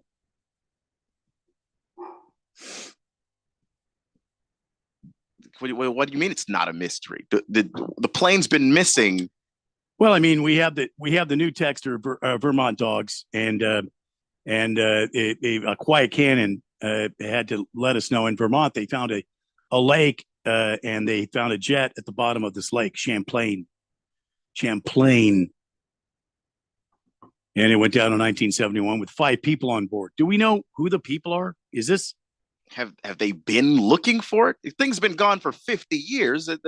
There's no mystery there. I feel like there's a mystery still. Yeah. Yeah. And then Quiet Cannon says, I'm still all about the Blender simulcast. Radio Ron can't, where is it at? Radio Ron can't be that big of a tightwad not to pay you, right? Keon, I asked for more hours all the time because per my contract, I get OT every hour over 8. Lucky you. Well, we work early to late. So thank you, Quiet Cannon. I appreciate you and your exuberance wanting us to do a simulcast of the football game. But it's not that Radio Ron's a tightwad. It's the simulcast. No, he's very, very nice to us. Yeah, it's that the simulcast is just it. You are going to have to pay for it. And you need to guarantee that a lot of people are going to be listening. And there is no way to guarantee that. It's a financial risk. You know, Radio Ron's smart with money. He's just not going to just shell out cash for a simulcast because a couple of texters said so. Boy, he shelled out cash when we were in that owner's stand out at the Phoenix Open that one year. I see. I wasn't there yet. So I mean, he pulled a roll of hundreds out of his pocket. Like, wow. I don't remember much after that. You'll have to ask Jeffrey what happened. I don't remember that, but like you got to simulcast. You got to sell advertising. Do you know how much? How many people have to be listening to make that worth the trouble? Yeah. So, all right. So let's talk some NFL football. George Kittle was on the Dan Patrick show, which Dan Patrick, one of my favorite radio guys. And I loved him on SportsCenter. I still love him today. I know he's retiring. I know he's going away. So don't hit me with the text. I know that he is going away. But George Kittle was on his show today. And George Kittle was saying Christian McCaffrey already proven that he is a great gift giver because he gave some wonderful gifts to all the offense. George Kittle said after McCaffrey provided golf clubs and a bottle of tequila for every offensive player on the team for Christmas, Kittle shared something even better the running back can present during the 2024 NFL season. Here's a quote from the tight end. Quote, well, he did get the entire offense clubs and a tequila for Christmas, but he's doing all right in that regard. They're great clubs, Kittle said on the Dan Patrick radio show yesterday. Besides that, no, but he'll take care of me probably by like having another 2,000 yard and 20 touchdown season. That's all Kittle wants from CMC. Christian McCaffrey, the face of the Madden football game this year, just signed a new contract, getting paid. And now George Kittle just wants him to have another 2,000 yard year. Is that all? I mean, have a great season. They'll be in position to try and win a Super Bowl again. What's wrong with the 49ers that they couldn't win the Super Bowl. So there's this guy in Kansas City, he wears number 15. I know that. And when other the- than and when the game's almost over. Other than him. I mean, San Francisco to me was far and away the best team. And then Andy Reid just out coached Dark Helmet. Just out coached him. I mean, yeah, I guess to a degree. I just don't know what Shanahan could have done differently. He could have done a lot. He could have been prepared. I think he was prepared. They had a chance. That game went to overtime. They had a chance to win the game. Like sometimes you're just going up against a guy who's just great on the other sideline. Like Patrick Mahomes has won how many Super Bowls now? Like just you're going for the three-peat. Like that's an incredible talent you've got going against you on the other side. And sometimes you call the right play defensively, and it doesn't matter. It just doesn't matter what that guy's doing. Yeah. Well, Kittle just asking CMC for another iconic year and to help the 49ers just continue going. And we'll have to see what happens. Right now, ladies and gentlemen, before it's time for us to get out of here, it's time for On This Date in Big George's sports history. Back in the year 1999, Omar Olivares tied a major league record by hitting 4 Arizona Diamondbacks. The Anaheim Angels pitcher became the 19th pitcher to hit 4 batters in a game, but the second Anaheim moundsman in 3 weeks to tie a dubious mark, matching teammate Steve Sparks, who also plunked 4 hitters on May 22nd. Back to you, Randy. Yeah, I mean, how appropriate, Big George, on this day when the Diamondbacks will absolutely tie down this series and send the Anaheim Angels on their way, not only with red butt cheeks from a good spanking, but also there will be no joy on the airplane tonight when they move on to their next game. Diamondbacks, Angels, 6:40 downtown at the Bob. Get your tickets now and head on down there. It's going to be an entertaining game. Brandon Pfaadt is on the hill tonight for the Diamondbacks, and he will take care of business. I have no doubt. Next man up, man. We're going to find out next week how the pitching staff for the Arizona Diamondbacks is doing, how they're progressing. Hopefully I can give Jeffrey an update on Monday on this very show about Zach Gallen and Merrill Kelly. Maybe Erod as well. Now, the last time I heard about Zach Gallen, at least the news was pretty good. So, yeah, he's got moving in the right direction. Got a hamstring though. I don't like that. I don't like the fact he's got a hamstring issue. But we'll have to wait and see. So Raider fans, you've been looking for some good news, right? So out of Raiders camp, according to this article, Christian Wilkins is wrecking the Raiders offense on his first day at a mandatory minicamp. He's going out there and he's absolutely destroying people on the offensive line. One person, Gardner Minshew, to be exact, said, quote, "I'd say Christian Wilkins is a dude running so fast every single play, wherever the ball is, you'll see him soon," end quote.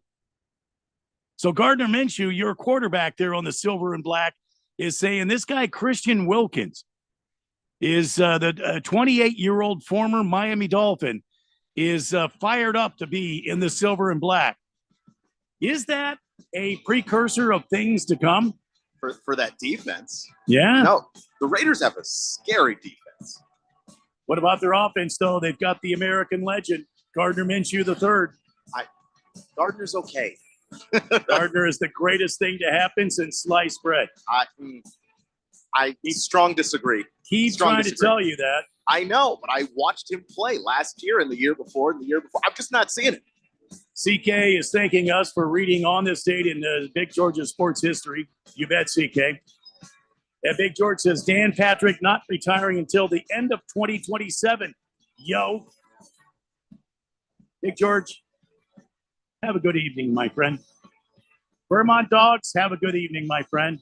CK, have a good evening. This is Keon and Randy signing off. We'll see you tomorrow at 3 p.m. Westwood won